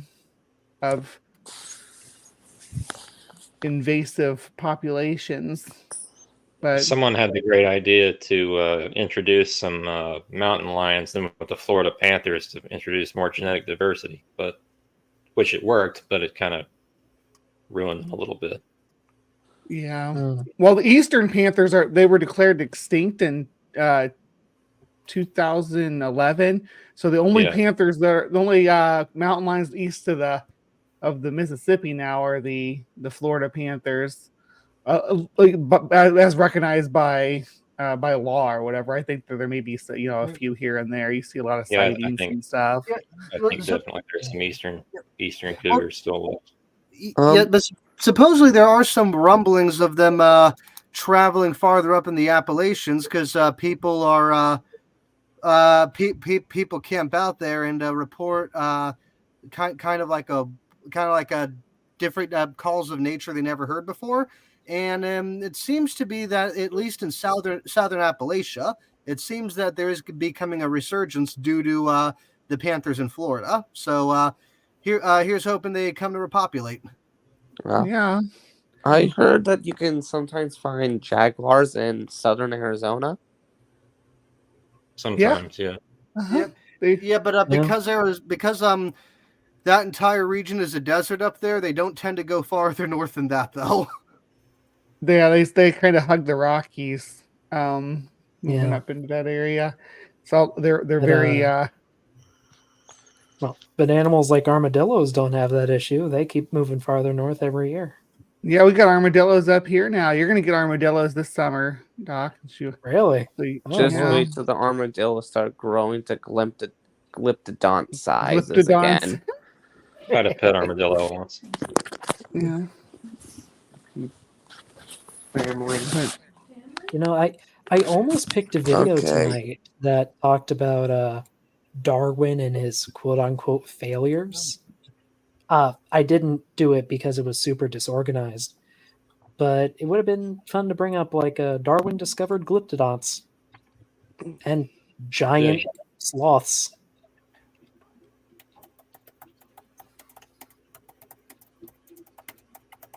I think he discovered glyptodonts. I know he discovered at least one species of giant sloth in South America.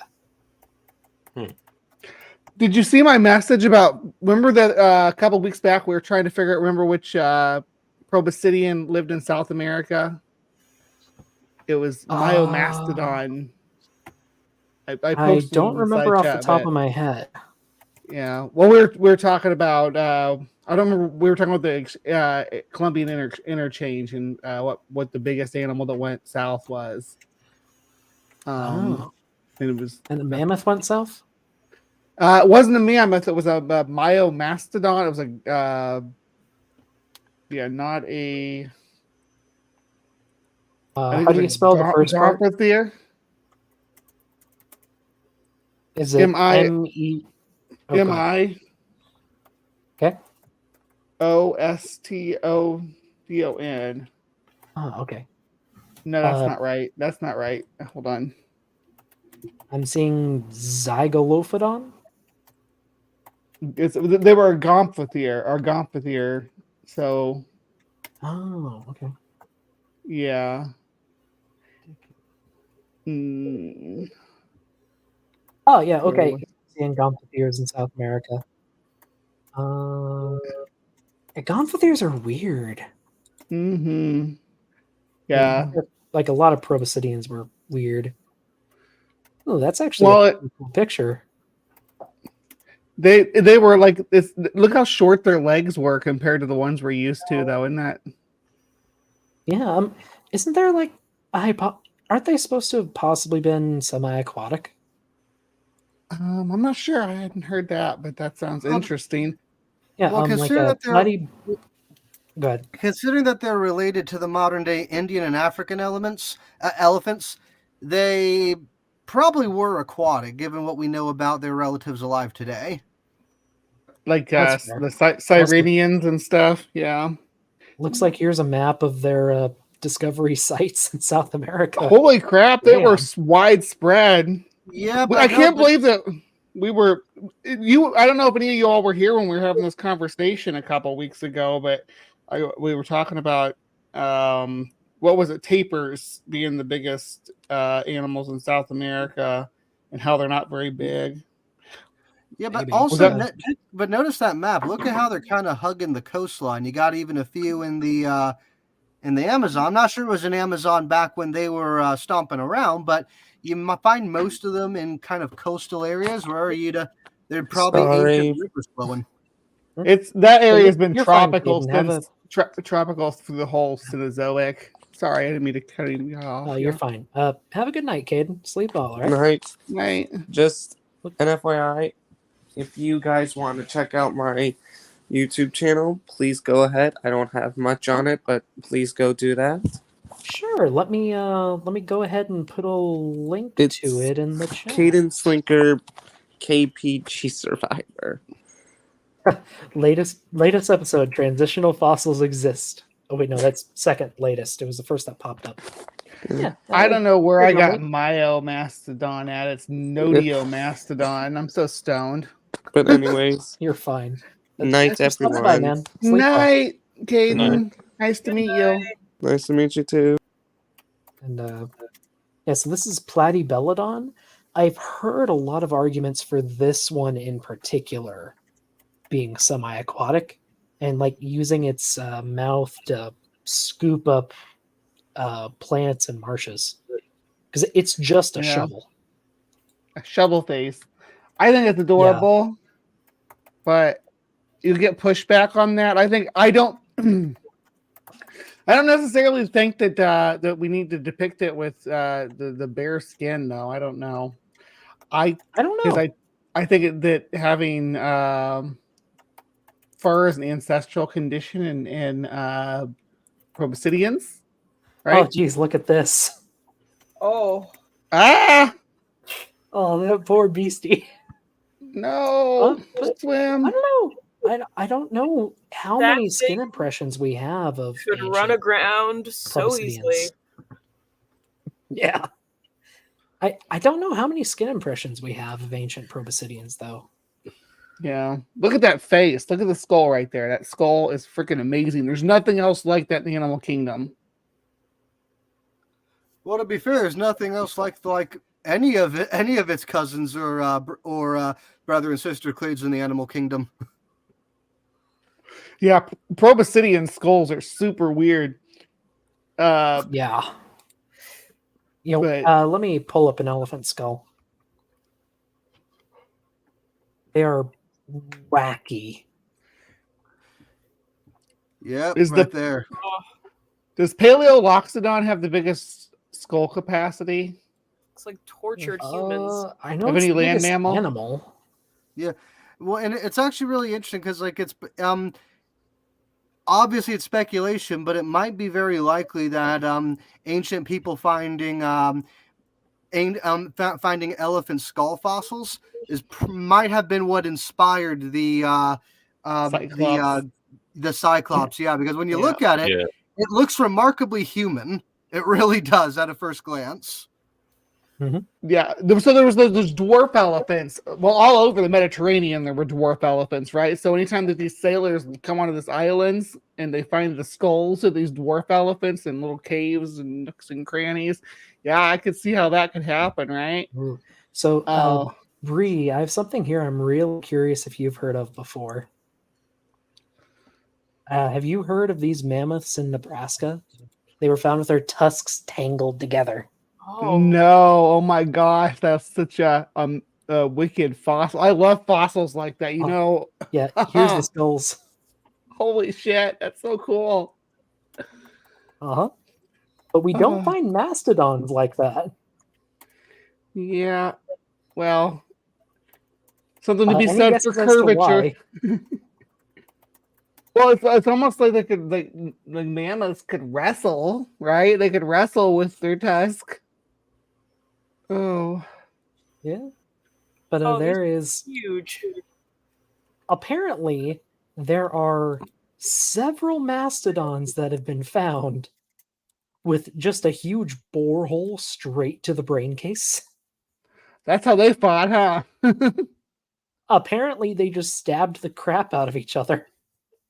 To be fair, stabbing the crap out of each other, being stabbed in the brain is also my weakness. Yeah, I'm susceptible to that as well. Yeah, if you're gonna kill a dude, at least it's quick. I mean, yeah, quicker than the mammoths. And actually, speaking of mastodons, I will probably be working on restoring a mastodon skull soon. All right. Ooh, so cool.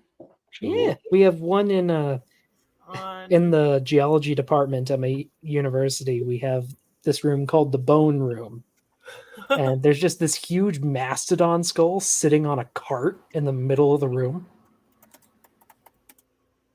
and it hasn't had any like work done on it in decades. So that looks like it's going to be my next project when I'm done with the humerus. Do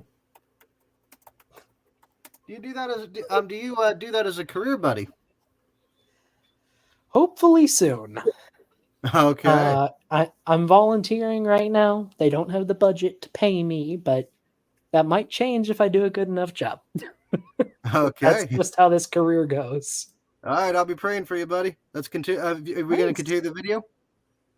In a second, actually, probably a good idea to repost the the GoFundMe. If anyone wants to help me further the career.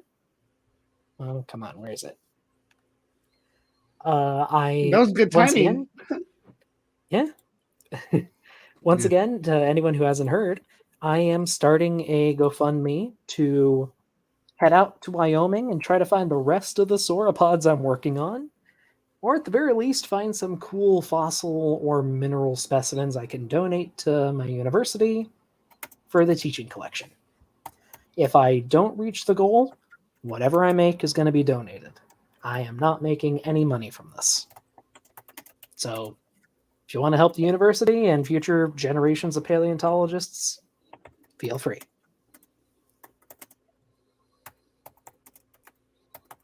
Anywho, I'm going to hit play. Taxonomic families, biological families. And so he began believing that families were the level of the created kind and not genera or species. Since the time of Linnaeus, his suspicion has actually been confirmed. Even if his specific examples may not have been accurate, we have actually found a number of living genera that can interbreed with other genera and produce offspring between the two genera. For example, orchids my word, there's thousands of species of orchids, and it's very common to take two different genera of orchids, cross them to produce a hybrid in between. In fact, the most common orchid that you might wear to a prom or something like that is in fact caused by or created by crossing 4 different genera. Take 2 different genera of orchids, cross them, take that result, cross it with a 3rd genus, and then take that result and cross it with a 4th genus. So it's actually somewhat common for us to find genera that can cross to produce hybrids. Now, But- that is kind of true with plants. Plants are very weird. Orchids are famously plastic Mhm. genetically, right? I mean, he's pointing that I think out, so. but And the Yeah. ones you can't breed to get the color you want, they're often painted. Yeah. Actually, Well- question for like your proms or whatever. Did people use orchids? Because at least around where I live, people use carnations. You think carnations? Yeah, my I'm carnations here too. So I think I think Wise is a older gentleman, so he probably remembers more prom from his time as a kid rather than more or less what's common today. My prom, we all wore top hats. That sounds I'm great. kidding. I wore a crown and gold and stuff, and everybody else came in dressed like princesses. Nobody wore flowers. I think it's because we allowed younger kids there, and Hmm. you know.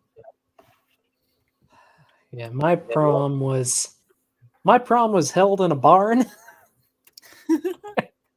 I am from backwoods Iowa, and yeah, it was in a barn. We had no internet coverage. We just hung out and line danced to country music all night. Wait, hold on. Were you actually born in Iowa? Yes.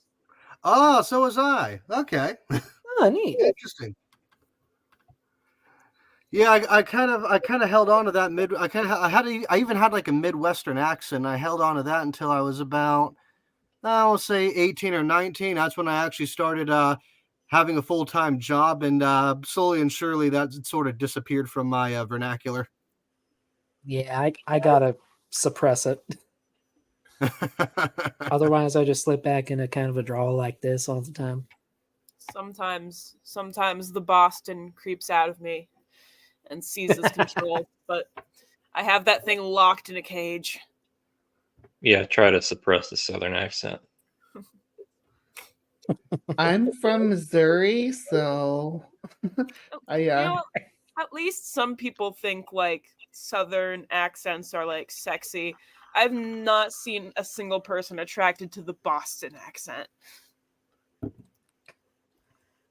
I don't know. I think it can have its place.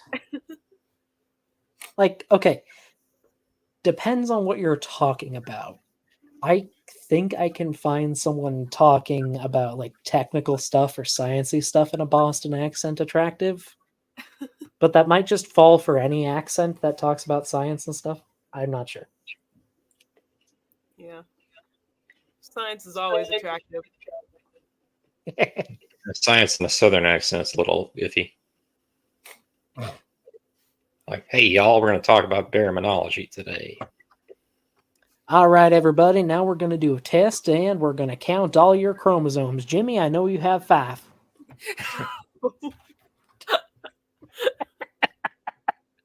That's good.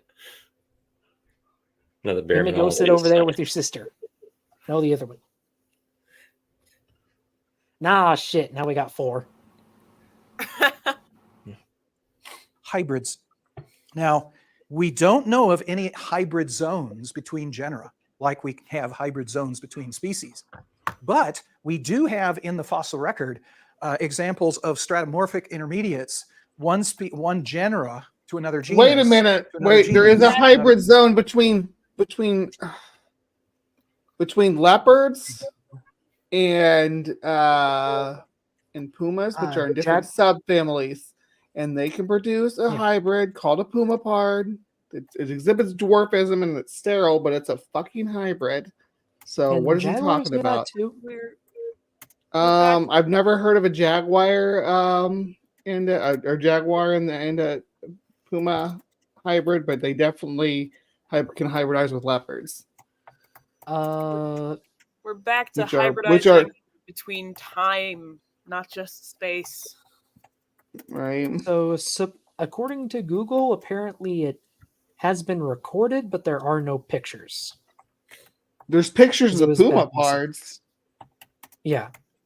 The puma parts are kind of famous. They were little tiny things. They're so cute. Oh, that's so cute.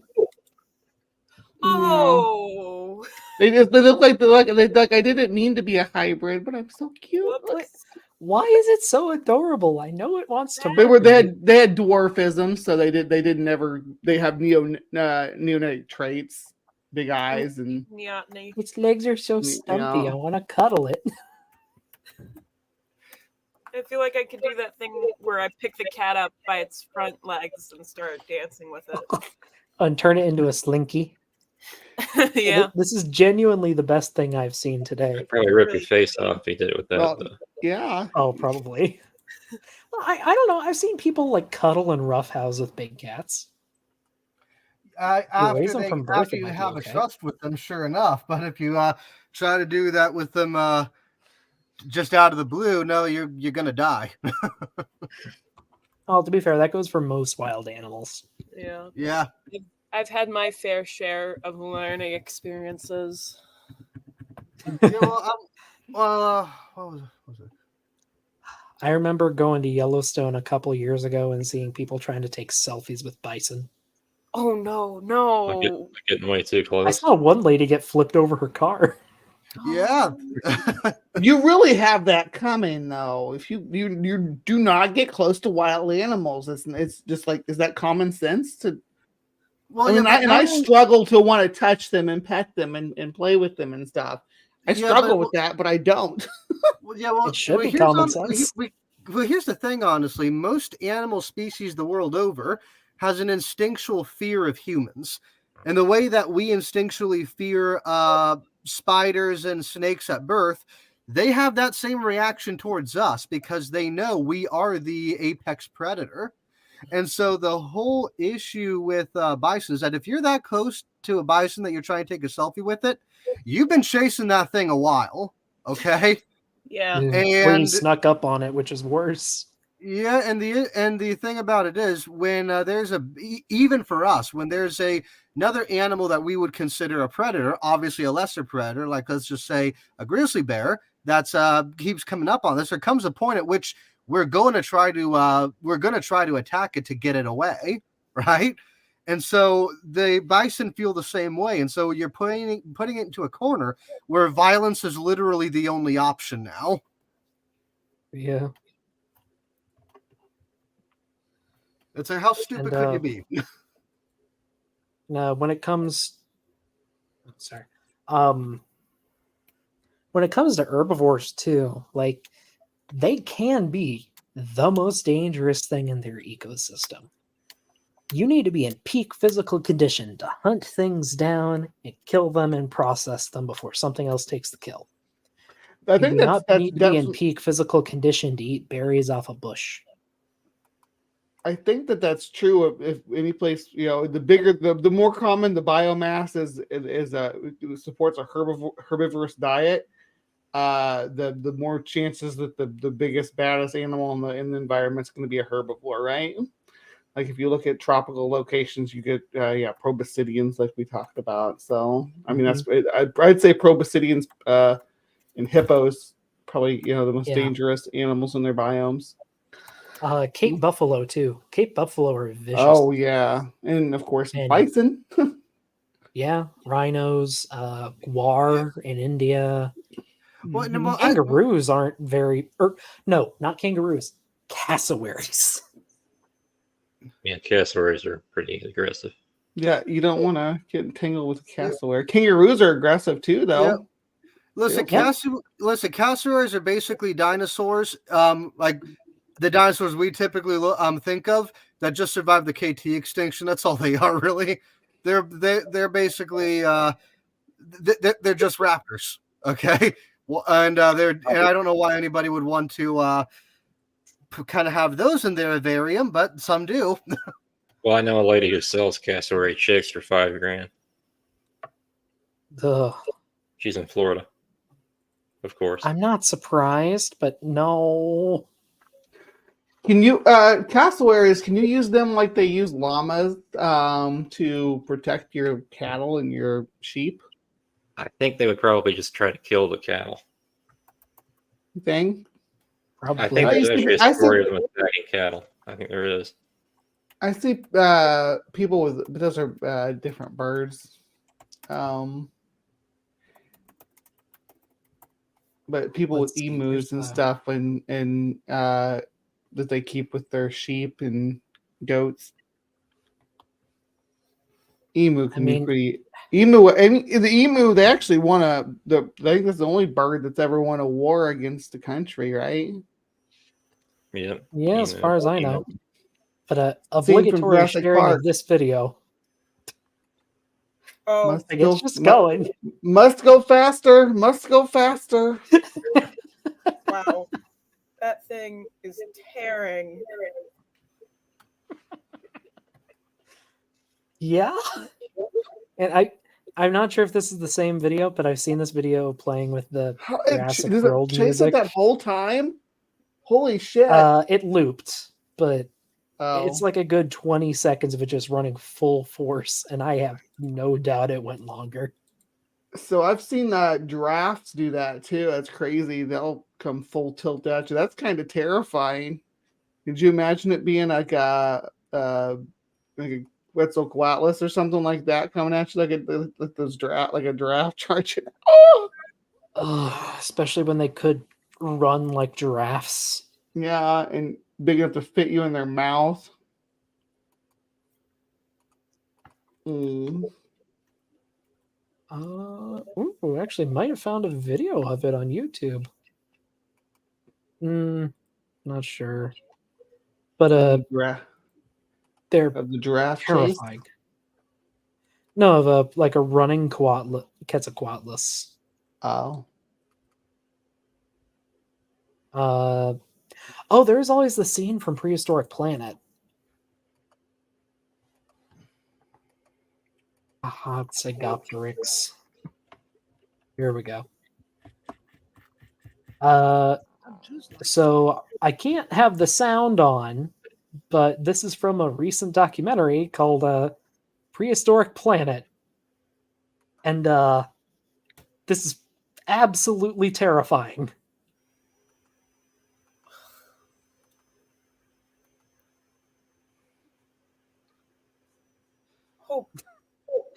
Oh. They get bigger. Landing and galloping. Run! They get bigger the more I look at them.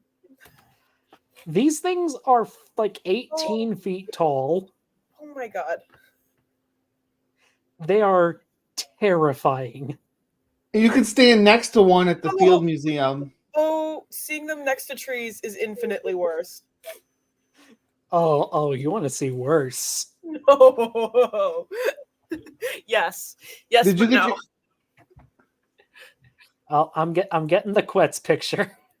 Okay. Oh shit. So that appears to be an adult man. It could swallow you whole. Yeah, it probably wouldn't though. No, it probably wouldn't just because of how small you are. You're not worth the calories. Well, Actually, I you'd mean, they're probably be pretty about the light. right size for a quick meal. Yeah, like a little snack. Oh, If- here it if is with could some get- children. If it could get it's oh my god. I'm just imagining it like swallowing you up like a pelican. Yeah, quick reminder, this thing could fly and Ugh. gallop. Ugh. Ugh. I'd imagine it Late couldn't gallop that. Cretaceous. I'd imagine The it couldn't late gallop Cretaceous that was well though. terrifying. I'm gonna Yeah, well, No, it could gallop pretty well. Okay, well, I wouldn't have thought so, considering it's supposed to be able to fly better than it should walk. People freak out Oh. when they see how big Eurypterids are, and at least it's not this. At least it's not this. Okay, so oh, this is horrifying. So the maximum estimated flying speed for a Quetzalcoatlus is 80 miles an hour. No. Uh, How And I fast could just Jet found a Airlines paper- fly? 'Cause I'd imagine outstripping that, but still. Airlines, they go like in the, at least in the thousands, right? Oh, this has been Uh, fun, guys. I'm gonna crash though. Have a good well, night. sorry, After really, seeing really this, quick, yeah. Bree. Dear, God bless. Well, Bree, really, really quick. Uh-huh. I want you to guess the estimated running speed for Quetzalcoatlus. Ooh, I found a publication on it. I'm scared. let's see, 16 miles per hour. Well, these researchers got 10 meters per second, which equals about 22 miles an hour. Wow. It's one fast That bird is- dragon monster. Terrifying. Grotesque, Mhm. even. All right, Yeah. have a good night, though, Bree. Thanks for joining us. Night. Mm-hmm. Yeah, the late Cretaceous was horrifying for anything smaller than an African elephant. And I Haunting. wouldn't want to be an African elephant back then either. Imagine being at night and seeing that. Haunting. Well, at night you Oh. wouldn't see it. That's the thing. But it Well, could probably see you. I mean, with all the stars in the sky and stuff. Oh, you just see this black void Yes. the size of an airplane Yes, diving exactly. towards you. Exactly. Yeah, well, the thing of it is too, when we're talking about this, like that assumes it actually had that assumes it was nocturnal, and due to the fact it very well might not have been, because if I remember correctly, like Well, pterodactyls and other related organisms typically stay towards mountainous regions from the research I've done, though that might be completely wrong. I don't know. I don't think there's any data to support that. I said I might be completely wrong. So you're saying my nightmares aren't guaranteed to be true. Your nightmares might only be true in daytime. Doc might be able to correct me here, but I don't think these things were nocturnal that we were aware of. So I don't think we can know for sure.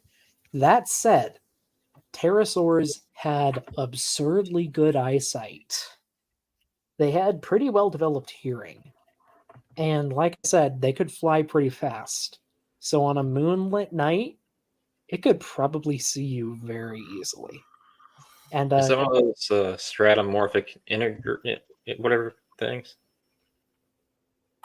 Huh? Intermediates? Stratomorphic intermediates? Is that what that is right there?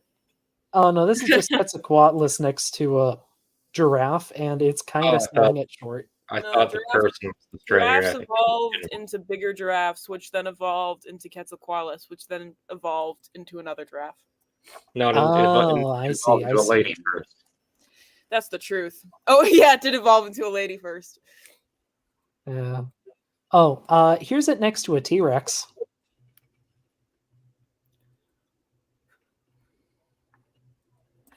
Ah. Yeah, I know, and it's kind of what I mean. I'm not sure these things would have actually been interested in us because, well, first of all, T-Rex probably wouldn't have been interested. It's interested in bigger things and larger things. It'd probably be more the prey of B there, whatever that is. It looks like Velociraptor Deinonychus, one of the two. And so I'm just looking at the sheer size of these things. I really can't see them going after something like us. I don't think. I think it'll probably be more interested in more satisfying meals. I feel like its beak is just big enough, though. You know? Actually, I feel like it would go after smaller things because it still has to fly. I mean, they're big, but they're light. Sorry, I was just reminded of a very niche category of art on the internet. No. I'm scared. I want to know what this niche category is. That's really the question there, Doc. Oh God. Pterosaur horror. I knew it. I knew it. I knew it. I knew it was gonna be something like this. Clop I clop. mean,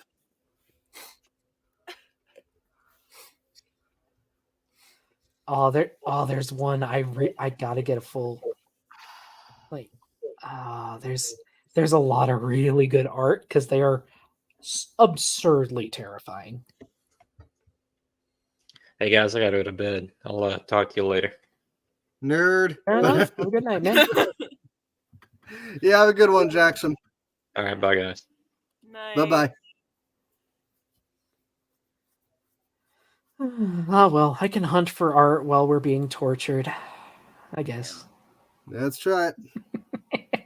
Another genus, like for example, the fossil record of the horses. We have a series of different genera, and by the way, the singular word genus, when you make it plural, is genera. Okay, so more than one genus are genera. It goes, and so we have examples in the fossil record of one genus at one layer of rock. The next layer of rock has a similar but different genus, and the next layer of rock has a similar but different genus to that. It looks like genera have changed through time. These things suggest that what Carl Linnaeus. Oh, I found one. That's actually majestic. It is majestic, but it also Very- sees you. Yeah, see, I like that a lot less.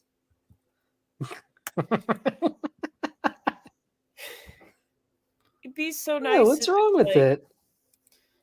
Oh. The image of it, like, in branches, in canopies, is Oh, there's some. so bad. It probably. No, I don't think it would be able to, like, navigate through a forest mid-flight.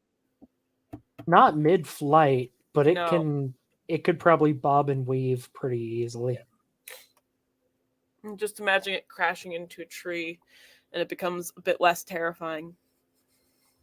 Yeah, it'll die. given how Yeah. given how small that thing is, or how virtually weightless that thing is, it will die. At 60 miles per hour? Yeah. I mean, I don't know. The real question might be which of you. Oh, come on. Come on, internet. The real question might be which one of you dies first. Oh, Is the there it is.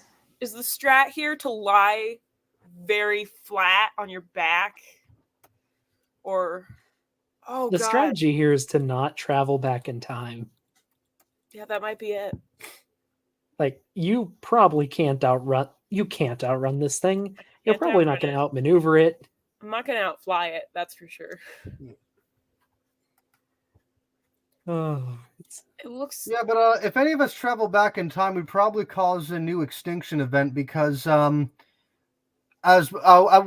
we very well might be a really nice snack to have, we have microbes, bacteria, and viruses that the organisms have no immunity to, and in turn we would also have no immunity to the ones that they are immune to, and so we'd die if we went back in time, but we'd also kill probably half of the ecosystem.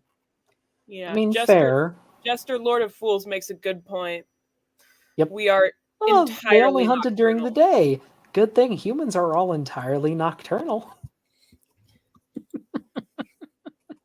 Some of us are. Some people I know.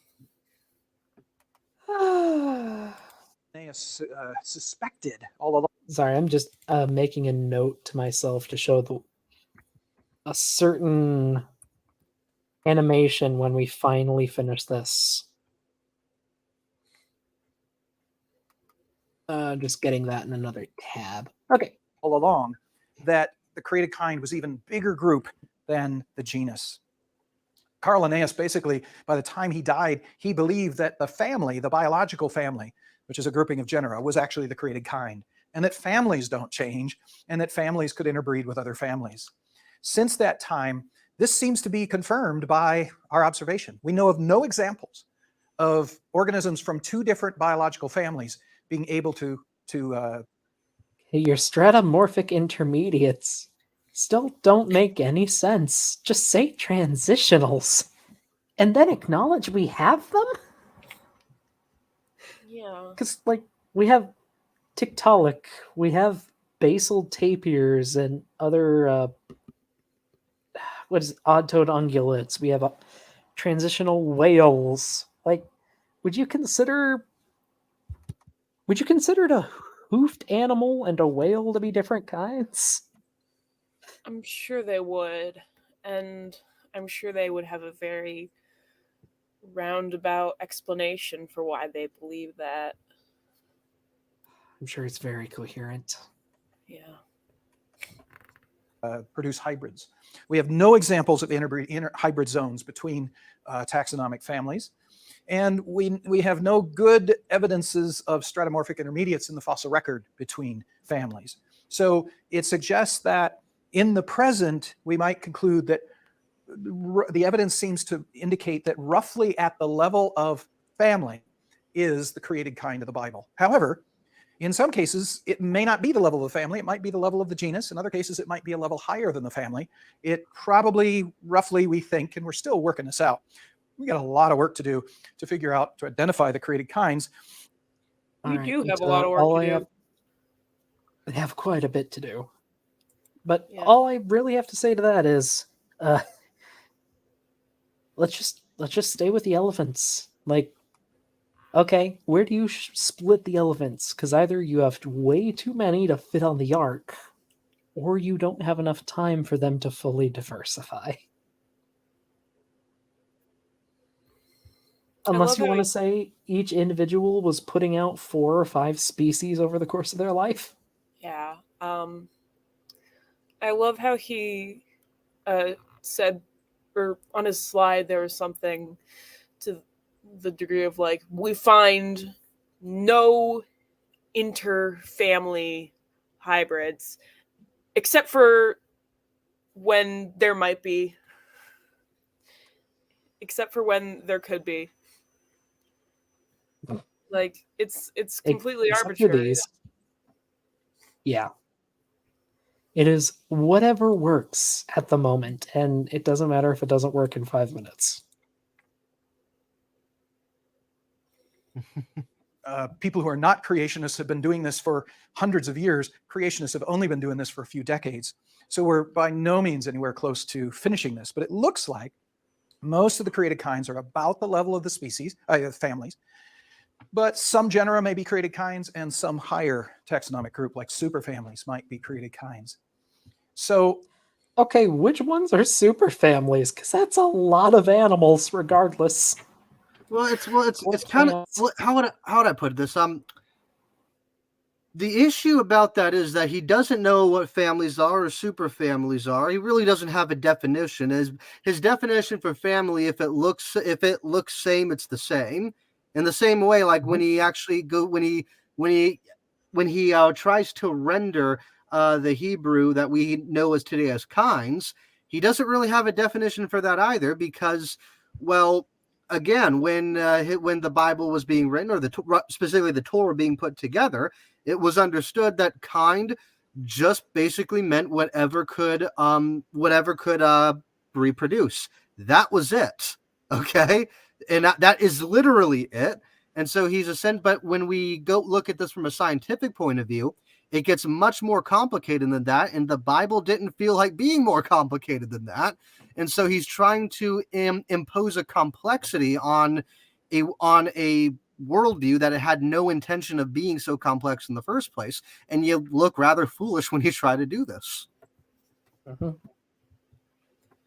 Oh, and Tsumami, his doctorate's from Harvard. But in what exactly? I'm interested to know that. In geology, apparently. Okay. That is why when I covered him in the past, I was not nice. Because, like, I don't know if you know Beamsy. He's another geologist. He actually has a PhD.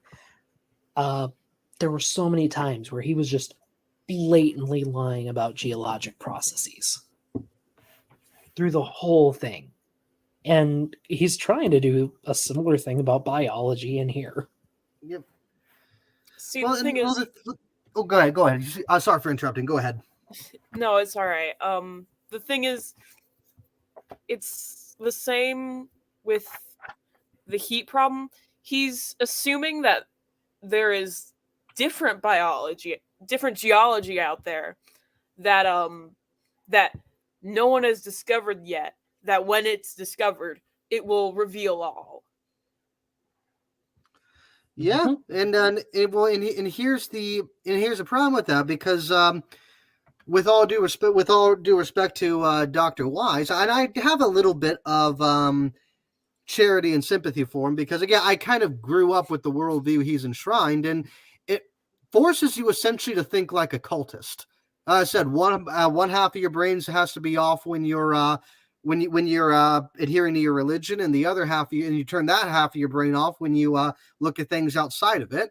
It makes you into a very much like a cult of you become a cultist, and so I have a little bit of charity when it comes to Wise, but I would agree that the way he's using his degree is something that should not be accepted in any way, shape, or form. I get what you're saying, but as someone who has personally studied the things that he lies about, and again, he is lying. Like, he says the opposite of things that are taught as the ultimate basics in Geology 100. Mm-hmm. And again, right here, this is an article written by Kurt Wise about himself. Oh He God! has a I didn't notice that. bachelor's degree in geophysical sciences from the University of Chicago, and a master's and PhD in geology from Harvard. He was also a student of Stephen Jay Gould. Well, I think Gould is a creationist, isn't he? No, Stephen Jay Gould was a very important contributor to our current understanding of evolution.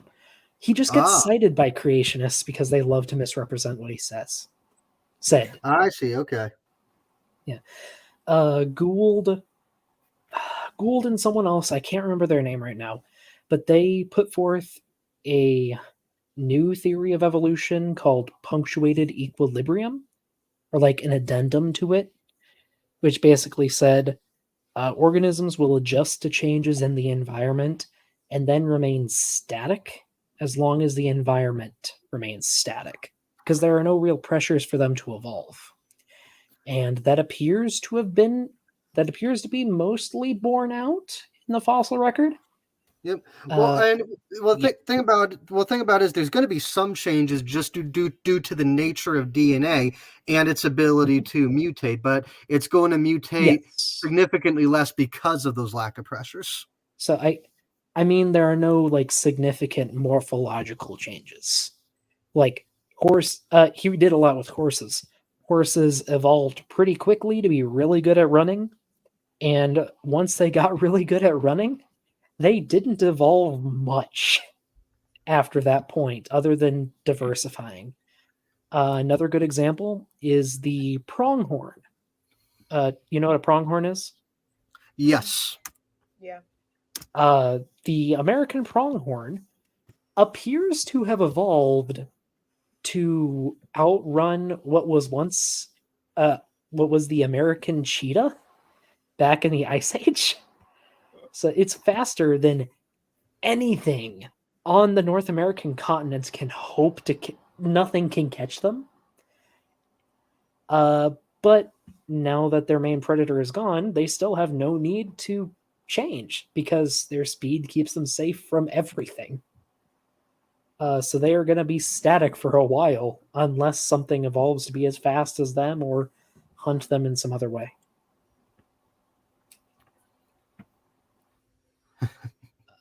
Okay. Yeah, it was really just an addendum to the theory that got incorporated and allowed us to make better predictions. It was an advancement. The creationists cite Gould they say that he disagreed with evolution. Yeah, so that's a major misrepresentation then. Like at that point, I Massive. think that is basically lying then, essentially. It is, yes. Yeah. And Wise does that about a ton of geological processes too. Let me see if I can find which one we covered him on. Because we went really in depth with a lot of the stuff he said. Christian Science Theater. Yep, it was the third one. Here, if you want to check it out later, I'll put it in the private chat. We Sure. Let me see a lot that. of lies step by step, and I do not give him. I don't give him any rope. Really. Okay. I did have a question though. So correct me if I'm wrong, but I believe you are a Catholic who accepts that the Earth is ancient and that evolution occurs, correct? That is correct. Um, so one of the ways I try to reach out to creationists is to try and appeal to the natural world being sort of a way for God to reach out to them about like the truth of the world more so than what was written in a book for a group of people at a time in history. Mm-hmm. Would you agree with that philosophy at all? Or I would. I try to do the same, but there's a specifically what I try to do is to demonstrate that the Bible and evolution are not in contradiction because they're talking about two very different things with two very different understandings of the world that don't necessarily contradict, but they're distinct. That you can't put them in the same room without there being made without being how put it without there being major friction if you're trying to take them both literally. And so for what I try to do when talking to creationists is basically just expose them to kind of the way we know things about the world and how we know them. Specifically, like as I said, the traditional date of Noah's flood is around the 2300 BC, a little with more or less a little change. Yeah. And one thing I have brought up, and so far I've never got a response to, is that within 20 years after the flood, we have the Akkadian Empire with full infrastructures and canals and markets and shops and workshops and armies, like professional armies, and and based on population centers they've left behind, their population was probably around between 8 to 12 million people. So you go from 8 million to 8 million people in about 20 years. And not only that, but they're not even worshiping the same God, where we'd imagine Noah's worshiping Lord God Almighty. The Akkadians were worshiping Marduk. And so the creationist basically has one of two ways to go. Either go my route and suggest that the flood was just completely mythological, or B, that Noah's flood is not actually happening when the date is given, because that date is an idealized date, and the actual date of Noah's flood was probably many thousands of years earlier. In either case, because again, whichever choice they make, I kind of succeed there, because in one way or another, they're forced now to interpret the Bible to have some form of literature meaning rather than literal meaning. And the more you encourage that, the more they're able to make the more they're able to reconcile the way the world actually works to the theological claims of Scripture. Mm-hmm. Okay. I know I spoke a lot, but I hope I answered your question. No, I think you did, and fair enough. When I talk to creationists a lot, I like to, like you said, dive into how we know what we know and explain that.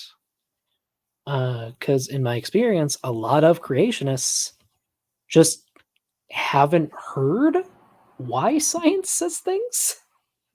So they hear something that sounds outrageous to them and they think, oh, they're obviously lying, when there is like a logical reason why it's said. And to tie into the civilizations around that time, if I recall, there were also large population centers in China, Japan, India, and I'm not sure if the Americas had a large civilization that dates back to then, but I think there was at least one. Probably not around that time, and the reason being is because what I want to say, like by the time Europeans found the New World empires, they had achieved a level of civilization equivalent to Rome without a wheel. And so, but at the time in which we're talking about, like during the golden age of the Akkadians and the Urites and the Hittites, they probably didn't have those sorts of structures yet. Like South America was probably a lot like North America, being mostly nomadic at that time. Okay, that's fair. I'm not super well read on the history of Central and South America. I just know there were large civilizations for a while there. Oh yeah, there absolutely were, because like how about you don't get civilizations like the Aztecs or the Incans without consistent occupation for thousands of years. Yeah. But yeah, there's a lot of large civilization centers that present big problems for them. Yeah. In my experience, they mostly just brush it off and ignore it. Mm-hmm. Well, and that's why I kind of find the Akkadian Empire more appealing in that regard, because it is literally just it includes the area surrounding Mount Ararat, and what we find is that, again, like people left these urban centers behind. They're people aren't just making this up. And so when you have urban centers that can easily support a population of between 30, 50, 100,000 people, it's easy to extrapolate that to the most conservative estimate being 8 million. So the fact of the matter is, unless Noah's wife and his son's wives have the sex organs of rat and mice, how exactly are they reproducing that much in one generation? And why are they worshiping already a different god than the one that we are expecting them to? Right. And I just wanted to double check. It looks like there are Neolithic cultures in China that have been found dating back all the way to 8,500 BCE, and in particular I'm probably going to say this wrong, but the Xia dynasty dating to about 2070 BCE. I think it's probably supposed to be pronounced Zhaozia. I don't know. I don't know Chinese. Yeah, so it's XIA, right? Yes. Here, I'll just pop it up. Typically, you pronounce that like she. Okay. But yep. Yeah. Approximately 2070 BCE. How'd you say it? Jia? Jia? Jia Shang Zhao? Yeah, it'd be like a chi, like that. Okay. Most of the Chinese I know comes from dinosaur names. Yep. The Qi Sheng Xiao. That's how you would pronounce it. The Qi Sheng Zhao. Mm-hmm. And if I recall, there was a contemporaneous civilization in Japan.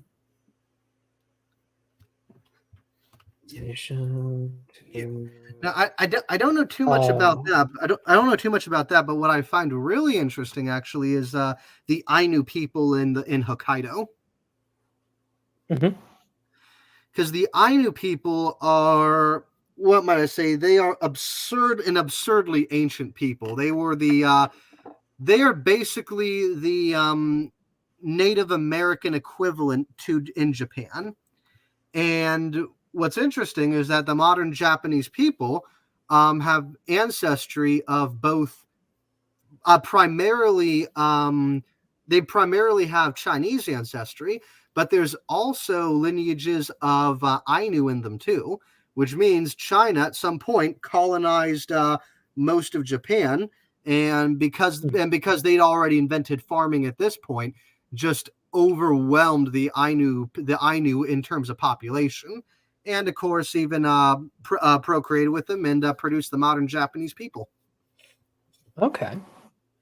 And yeah, it looks like Japan has its own Jomon period from 13,000 BCE to 1000. And it, at least the way this is worded, this is on Wikipedia, so grain of salt, but the way this is worded seems like it was fairly well recorded for much of it. When was the first Egyptian dynasty? Oh, that was around Is that like 4000 BCE? The oldest thing I know out of Egypt is the Palette of Narmer, which is around 3000 BC. But Yep. yeah. Oh, hey, So there it is. yeah, and the Egyptian dynasties just kept going straight through. Mm-hmm. Yep, here we go. Completely unbothered. Wow, I got that within the range of 100 years. I feel pretty good about that. Yeah, pretty good. Yeah, there's civilizations like that all over the world, just completely unbothered by a global flood.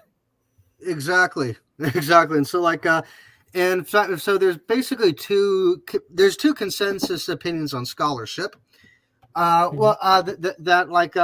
What to put it? Well, actually, just one actually, but I find Creationists usually agreeing with two if they're willing to go this further mile. They'll either say A, Noah's flood, the events the Bible says in Noah that happened probably happened thousands of years before this date, or B, and this is the model I hold, that there was a sort of catastrophic flood that happened sometime in and around Mesopotamia, and probably apocalyptic in some regard. And as the locals started recovering from it, it just became mythologized.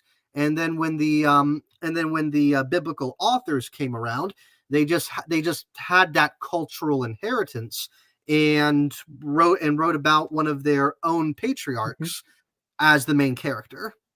And so I know Beamsy knows the exact paper on this, and I'm angry because he's out fossil hunting and doesn't have Discord on his phone. But there was some study that looked at flood deposits in the river valley of the Tigris and Euphrates, and found that there was apparently a massive flood in the valley that corresponds to just before the writing of the Epic of Gilgamesh.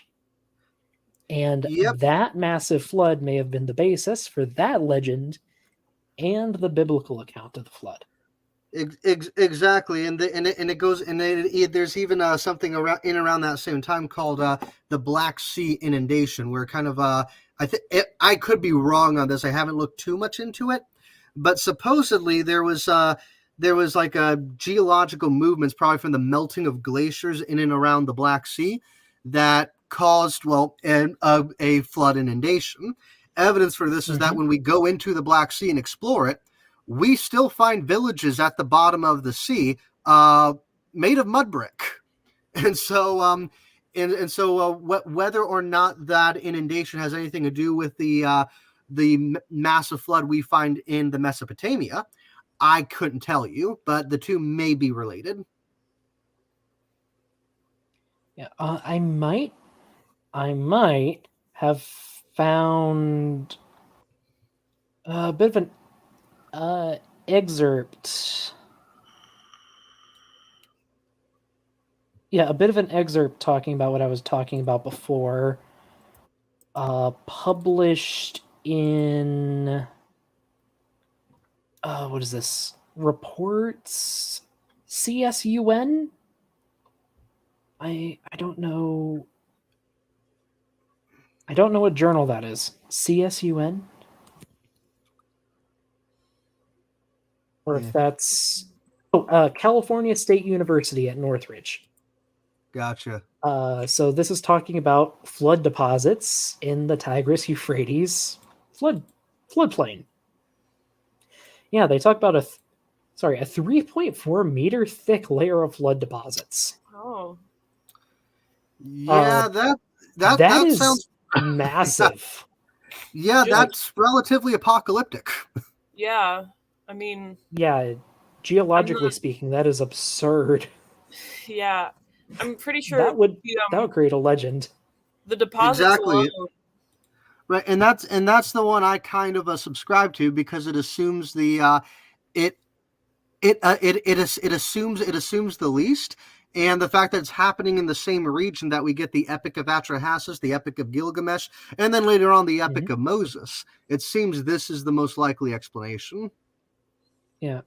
Sorry, Bug Boy, you were about to say something? Oh no, I And- was just gonna say Yeah. like, I'm not a flood expert, but I'm sure that the deposits alone correlates to a much higher amount of water. Yes. Yeah. Yes. So that sounds Yes. apocalyptic. I'm sure the Ah. Mesopotamia was a small sea for a time. Oh yeah. Can either of you name a big flood that happened in recent memory? Oh. Yeah, that would be the quake of the Indian subcontinent in 2006, where cities got absolutely decimated for like 5 miles inland just because of an earthquake that happened about, I want to say, 1,000 miles east of the Indian Ocean. Okay, so I'm finding. Oh, here we go. A article from 2019 about a 2004 Indian Ocean tsunami deposit. Let me see. By Siamsik. Authors right here. If anyone wants to pause and see. So that deposit. Come on. So okay, so I'm seeing Millimeters. like 40 to maybe 200 or 300 millimeters for a That- tsunami. First tsunami. Yeah. I mean, So tsunamis it sounds are- like whatever caused Yeah. that flood was, and I mean this quite literally, biblical. Yes. I don't imagine that would happen and people wouldn't assume that their world was ending before their eyes. That sounds incomprehensible to the human brain, honestly. It's water world. Yeah. Yeah. That's really freaking cool. Well, exactly, and this is the thing. I just find on this side of the cult now that I'm not a young Earth creationist, I just find these explanations just more fascinating, to be quite honest. Right. That's fair. That level of cognitive dissonance. Oh, sorry, I might be. Okay. So this is from a different paper. I'll go to the authors in just a second, but this might explain why it's so bad. These are the alluvial fans dumping into the Mesopotamian floodplain. Oh no. These are massive, and they appear to come Yeah. from very high in the mountains. Oh, that's not good. So, yeah. That is Jesus. Yeah, Jesus crispy. Wow. Yeah, Waterworld just should have been a documentary about the Mesopotamia around this time. Exactly. Okay, Yeah, I would I see that. watch that. It would be basically like Atlantean. It's Yeah, but and well, get this too, because a lot of the characters, if I remember correctly, because it's been a while since I read the Epic of Gilgamesh, but if I remember correctly, a lot of the characters in that epic, especially when we get to the flood portion of the epic, they are storm deities. And so far, archaeology reveals that again, Babylon had worshipped many gods, but the traditional one that it tended to worship was Baal, and Baal is a storm deity. Correct And me if I'm wrong, Never. correct me if I'm wrong, isn't the deity like Yahweh, isn't that a storm god or is it a war god? Historically. And that's the thing. These are the things that are still being debated upon. I'm not making any predictions on that because it's just rather fragmentary. Because essentially the argument is that the oldest portions of the Torah seem to present God both as a war god and a storm god. And from that, they conclude that the earliest depiction of Jehovah was either a storm deity or a war deity. But it's because we're dealing with such fragmentary materials, I don't think you can make a convincing argument either way. And there are scholars, Dr. Strava being one of them. And I know I butchered her last name. She goes a step further, and I think others do too, that the God of the Bible, or Jehovah, was actually a lesser polytheistic god of the Canaanite pantheon by El. And literally all they have to back up this theory are those two old passages of the Torah. I honestly just can't buy that, given how fragmentary this evidence is. Because the last time in scholarship we believed in a theory this fragmentary was with the Q Gospel, but Dr. Goodacre has put together a very good refutation of it, based better on the text we have. But that's the thing. The theory of Q is going the way of the dinosaur, and I suspect this will go the same way, because when you're trying to make theories with fragmentary evidence, it's only a matter of time before you get more fragments and it starts to go down the hill then. Right. I mean, I'll just say I'm not very well read on the subject, but I do find it interesting. Yeah, no, well, that's the thing. The reason I'm speaking so broadly on this is because I actively study this. This is what I want to do my academic career in, and so when I hear about these things, it is rather fascinating. And so I'm sure it's coming through in my voice right now. I'm just nerding out. Oh, hey, I love hearing people nerd out. You're just fine, man. It's so good to be passionate about what you want to pursue. Yes. Sorry, we were kind of slid into attractive voices before. Passion? Best thing. I don't care what accent you have. If you're passionate, I'm here for it. Let's see if we can get closer to finishing with Wise, though. Yeah. This leads us to the present understanding of created kinds. But in studying created kinds, as creationists, we want to study the created kinds. This word kind is a little awkward.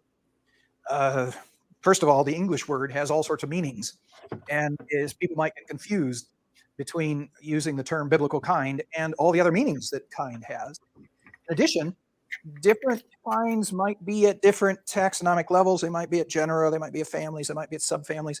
We needed... Almost like it's not a good term. Yeah. Can't be defined. Okay, the definition is there is no consistent definition. Yeah. That's the thing, because he's trying to impose his scientific understanding onto a people that didn't care or have it. Yeah. I mean, Because, I do feel that calling it scientific understanding is being a little generous. No, because he's still trying. I emphasize the word trying to look at this from a scientific worldview. The problem is that the Torah, and the rest of the Bible for that matter, was written just so we know how to worship God. That's it. And it cares about nothing more or nothing less. And so when you try to impose this upon upon a text like that, you're gonna come across with utter insanity like what he's peddling. That's fair. So we can't just grab on and say, family equals kind, or nor should we just call kinds, because that would be confusing. So what happened is Frank Marsh, a creationist who lived in the early part of who actually lived through most of the 20th century, suggested in 1941 a new name, a name for the created kind, a kind of a technical name. We would use it in biology to refer to a created kind. It's Baraman or Baraman. Some people pronounce it Baraman. So something I do want to point out, I think we kind of missed it. He said earlier that biologists have been working with species and stuff for centuries now, but baraminologists have only been working with baramins for decades. This was coined in 1941. That's a few decades. That's coming up on a century. Interesting. Intriguing. Or Baraman. The word is basically stuck together two Hebrew words, bara, which means to create, and mean, which I've already referred to as a word that means kind. So put together, Baraman means created kind. So a Baraman is an official name or title of a group of organisms that is thought to be a biblical kind. From Frank Marsh's word, we've created a study of created kinds. A field of science has been introduced for the study of created kinds, and it's called baraminology, created from the word baraman, meaning created kind, and logos in Greek, meaning the discussion of or the study of. This is effectively the study of baramans, the study of created kinds. So baraminology is the identification and study of baramans, created kinds. I have to tell you, I created this word. Okay, how many times did he just repeat himself? Oh, About 3 that I counted. you gotta remember it. We have to remember it, guys. We gotta remember it.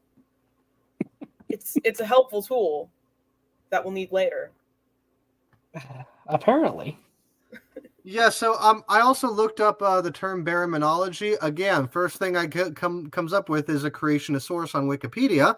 The second source that comes up is the National Center for Science Education, where it's actually just explaining what creationists mean by this. But that's it. Everyone's confused. Yeah, and I think he just said he coined the term baraminology, which I don't know if he did or not, but he's old enough to have.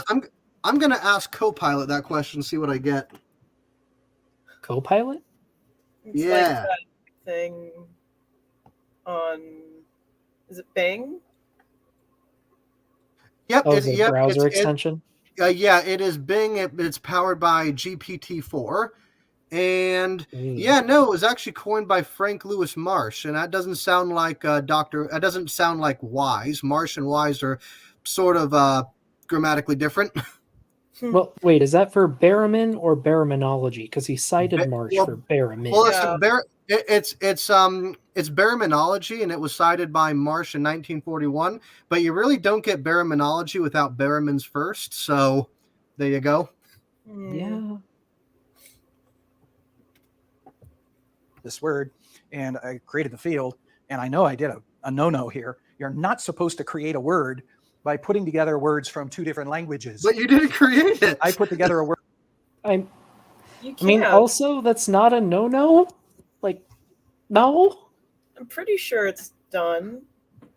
Like, the scientific name for golden eagle is just gold 3 times or something.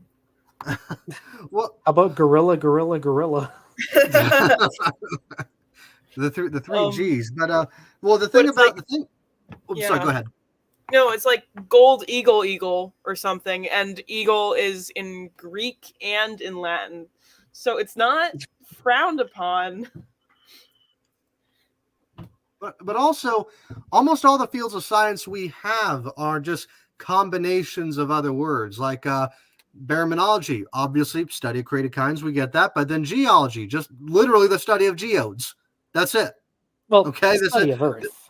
exactly. But when you get to other names, even like a paleontology, it literally means the study of old things. That's what the word translates to. Okay.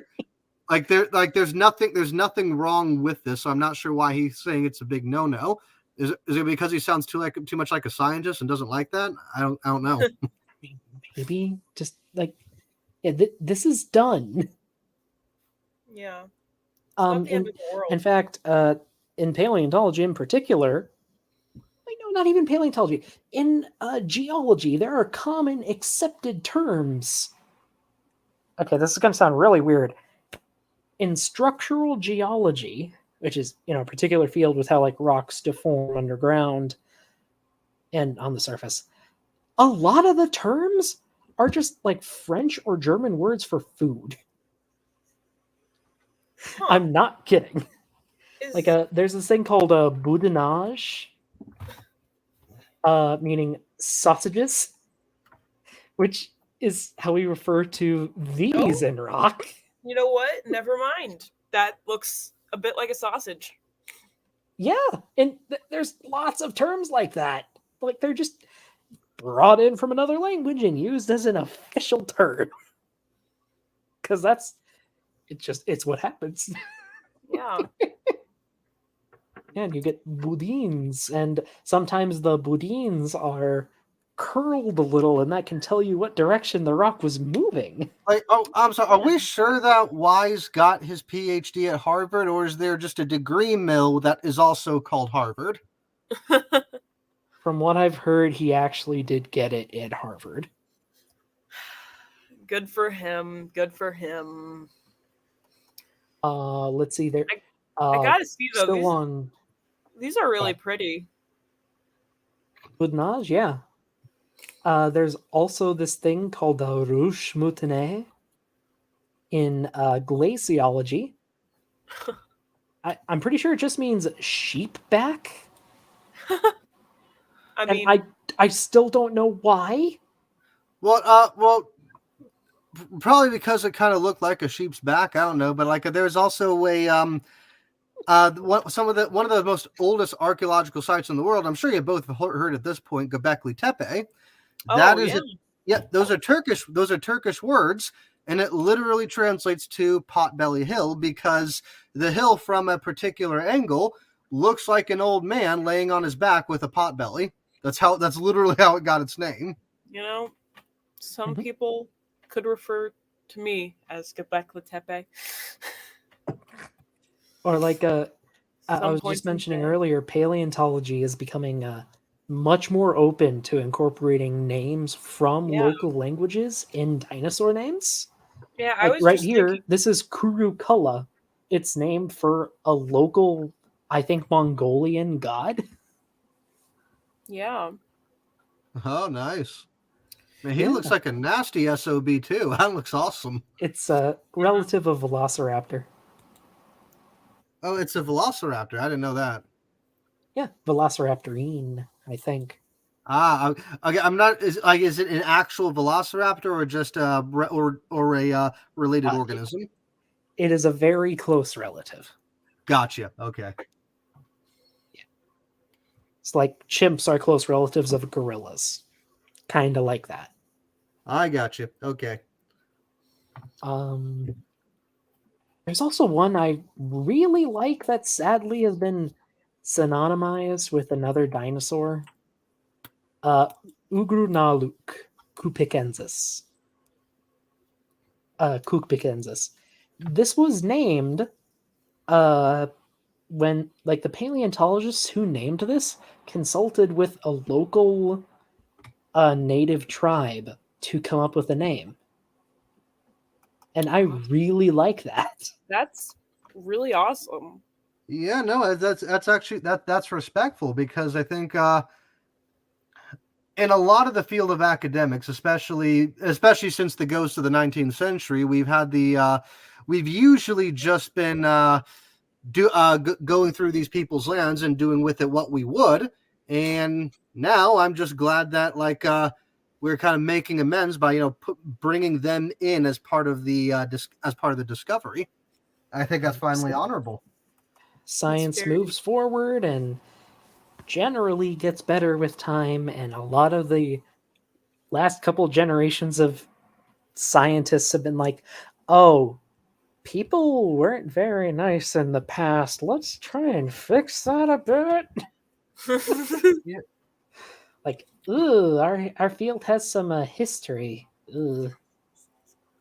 Yeah. Well, I wouldn't say obviously science is getting better, but I think this is just finally basic moral decency, and I think a lot of that is because much of the West is finally able to move past the ghost of the British Empire. To be quite honest. What do you mean by that? Well, because a lot of the a lot of the what I want to say, a lot of the ethical deficiencies in academics was a lot of because of a colonialist worldview, and it was perpetuated especially by the British Empire. And I think when we go out of our way to incorporate the local population with the discovery and with the science, we're able to kind of get past that. Right. Okay, I think I see what you're saying. Yeah. And so Rodney in the chat is asking, yes, Ugernaluk was a hadrosaurid. Unfortunately, later work determined the remains to be undiagnostic, so it was lumped in with Edmontosaurus, which is a very, very widespread hadrosaur in the late Cretaceous. Basically, Ugernaluk was named for a big bed of juvenile individuals, and juveniles are not very diagnostic because the juveniles of related species look very similar to one another, or at least more similar than the adults. So you can't tell from the juveniles if they are their own unique species a lot of the time. Sadly. Yeah. I see. Well, guys, I'm sorry to leave you here alone, but You've been here a few hours. yeah, I've been Yeah, here a that few is- hours. And That is feeling totally fair. sleepy. Do you have a I channel gotta- you'd like me to shout out or anything? No, this is like my first time being on YouTube. It was very scary at first. But it was cool to be here. Yeah, so I just want to say good night. Sleep tight. Don't let me bite. And I'm going to go take some ibuprofen for the slight cold I have. Fair enough. Well, have a Okay, good night, and you're Yep. welcome back anytime. Have a good one. Get better soon. Thanks. Bye. Bye. All right. Let us finish the wise. A word Hopefully. that's created from Hebrew with a word that's created from Greek. And some people don't like that. They don't like the merging of two different languages in that fashion. But I say, hey, God wrote the Bible in Hebrew in the first part and Greek in the second part. If I'm going to put two languages together, I should put Hebrew and Greek together. But anyway, I just let you know that it's a little odd and some people don't like it. But Brahmanology is the study and identification of Brahmins. At this point in the game, we believe that the created kind is approximately the level of families. But what that means, if that's true, and we haven't identified all the created kinds, so we're not sure how big all of them are, but some families of organisms are huge with thousands of species. There's millions of species in the world, and if they're at the level of families, there are thousands of Brahmins in the world. And so there's thousands of species in some of the Brahmins. What's interesting about this is if what we've concluded already about Brahmanology is true, it actually explains a couple of things in the Bible that people have used to attack the Bible. It explains why. Oh boy, you might have fun with what he's about to say. Well, I guess fun is a broad term, but so let's do it. Why they're not effective attacks against the Bible. For example, for a very long time, people have been concerned about the fact that Adam was somehow able to name all the bird and animal species in a single day. If he had to name all the species that exist in the present, we have thousands of species of birds, thousands of species of mammals alone. The number of species, he would have to name many thousands of species if he had to name each species. But if God took to him only created kinds, he probably only had to name about 300 created kinds, 300 barometers. All right. Okay, I do have to ask, do you feel that like Genesis is more metaphorical, or do you think it is more literal? Well, what I want to say, I think again, Genesis isn't just one work. It's about it's made up about 2 or 3 sources, and God knows how many sources were behind those. What's going on when you're referring to Genesis? Do you just mean between Genesis 1 and 11? I'll say yes. I'm not 100% sure. Okay, so when it comes to say the creation myth of Adam, it's almost certainly myth, and there's a reason for this, because when we look at the creation of the world, there's a few remnants of what would I want to say, pagan loanwords, like for instance, what do I want to say? Yeah. The idea when God in Genesis 1, when God creates the world, and it says the Spirit of God was hovering before the waters. We know what those waters are because they appear in other ancient Near Eastern texts, and it's basically the cosmic waters of creation. A common belief held by all of these civilizations was that the world was called up from water, that it was that land had to be built onto this vast ocean of cosmic infinity. And they believed it was actually liquid. And so already we are seeing parallels with a lot of other stories that were clearly intended to be myth. But what really sells it is during the temple building programs that we see in books after the Torah, and we see that that God's temple is decorated with motifs of land, water, and sky, and it just so happens these are the exact same this is the exact same narrative by which God builds the earth. So it's almost certain that Genesis 1 is rather a creation story meant that was written after the dedication of the first temple. That is to say, Genesis 1 is largely theological. It's not supposed to be a historic work. Okay, that's well, I mean, obviously that's what I've heard of the consensus from the scientific community, but that's the consensus I've heard from a lot of Christian philosophers as well. Yeah, but what else is really interesting here is that he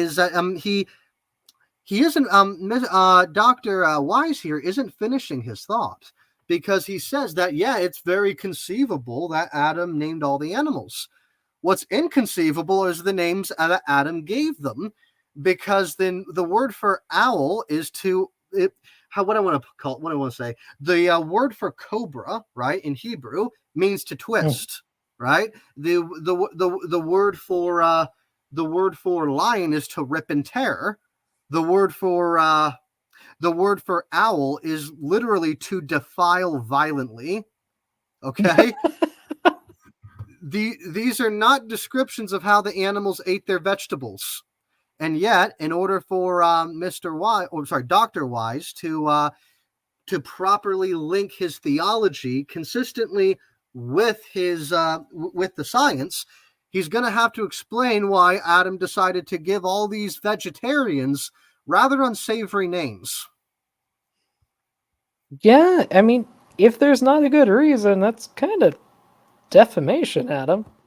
Yeah, what you have against the owls? I had never heard that before. Like, the lion one doesn't necessarily surprise me, but the owl one is okay. Well, honestly, like if you see the way owls hunt, you can understand why the connection was made because they are when they hunt, they are absolutely brutal little animals, and you wouldn't expect it from something so small, Yeah. but they are savage in the way they hunt and eat. True. I mean, that's true for a lot of birds. It is Like, there's a reason why crows are called a murder, exactly. or a group of crows are called a murder. Brahmins. So some people have been concerned there isn't enough time in a single day for Adam to have named all the birds and animals. But if in fact the created kinds were brought to him by God, as the created kinds were brought to Noah at the time of the flood, then in fact Adam would have no trouble naming all the birds and animals in a single day. Another concern is the flood account. If in fact the created kinds are species, then there would have had to have been millions of species on the ark. It just isn't enough room on the ark for that. But if in fact the created kind is at the level of the family, there's probably only a few thousand created kinds that would have had to be on the ark. The ones that swam didn't have to worry about being on the ark. It's hard to know where you'd put them if they're swimming organisms. You have to have a fish tank or something in the ark for it. So I am curious why, well, if that's the case, why do we never find a Dunkleosteus with a mosasaur or a whale? That's an interesting question. I guarantee there's no answer to that he can provide. Yeah, or at least none that makes consistent sense. the ark seems to have been made for the land animals, for humans, for the land animals, the birds, and that sort of thing. And if, again, created kinds are at the level of the family, you only have to put a few thousand animals onto the ark. And the ark is able to hold tens of thousands of animals given its size. Not millions, but certainly tens of thousands. So Baraminology already suggests that some of the things that people have been concerned about and think that the Bible's wrong, in fact, can be understood as being correct. The Bible is true. The things it says are true. And Baraminology is helping us understand that.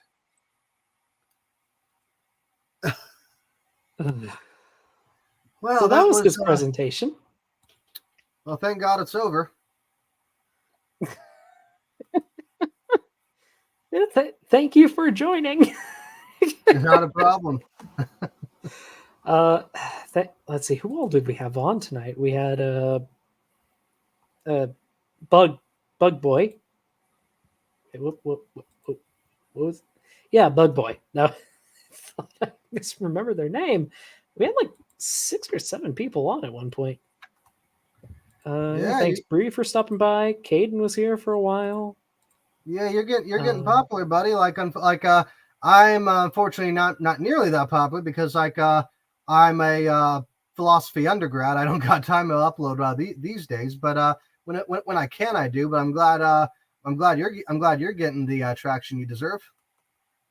Well, thank you, and I hope you grow too. I wish I could devote more time to this. I've gotten a lot more busy lately, sadly, and I have like 2 or 3 videos I've been wanting to make for months, but I haven't had time.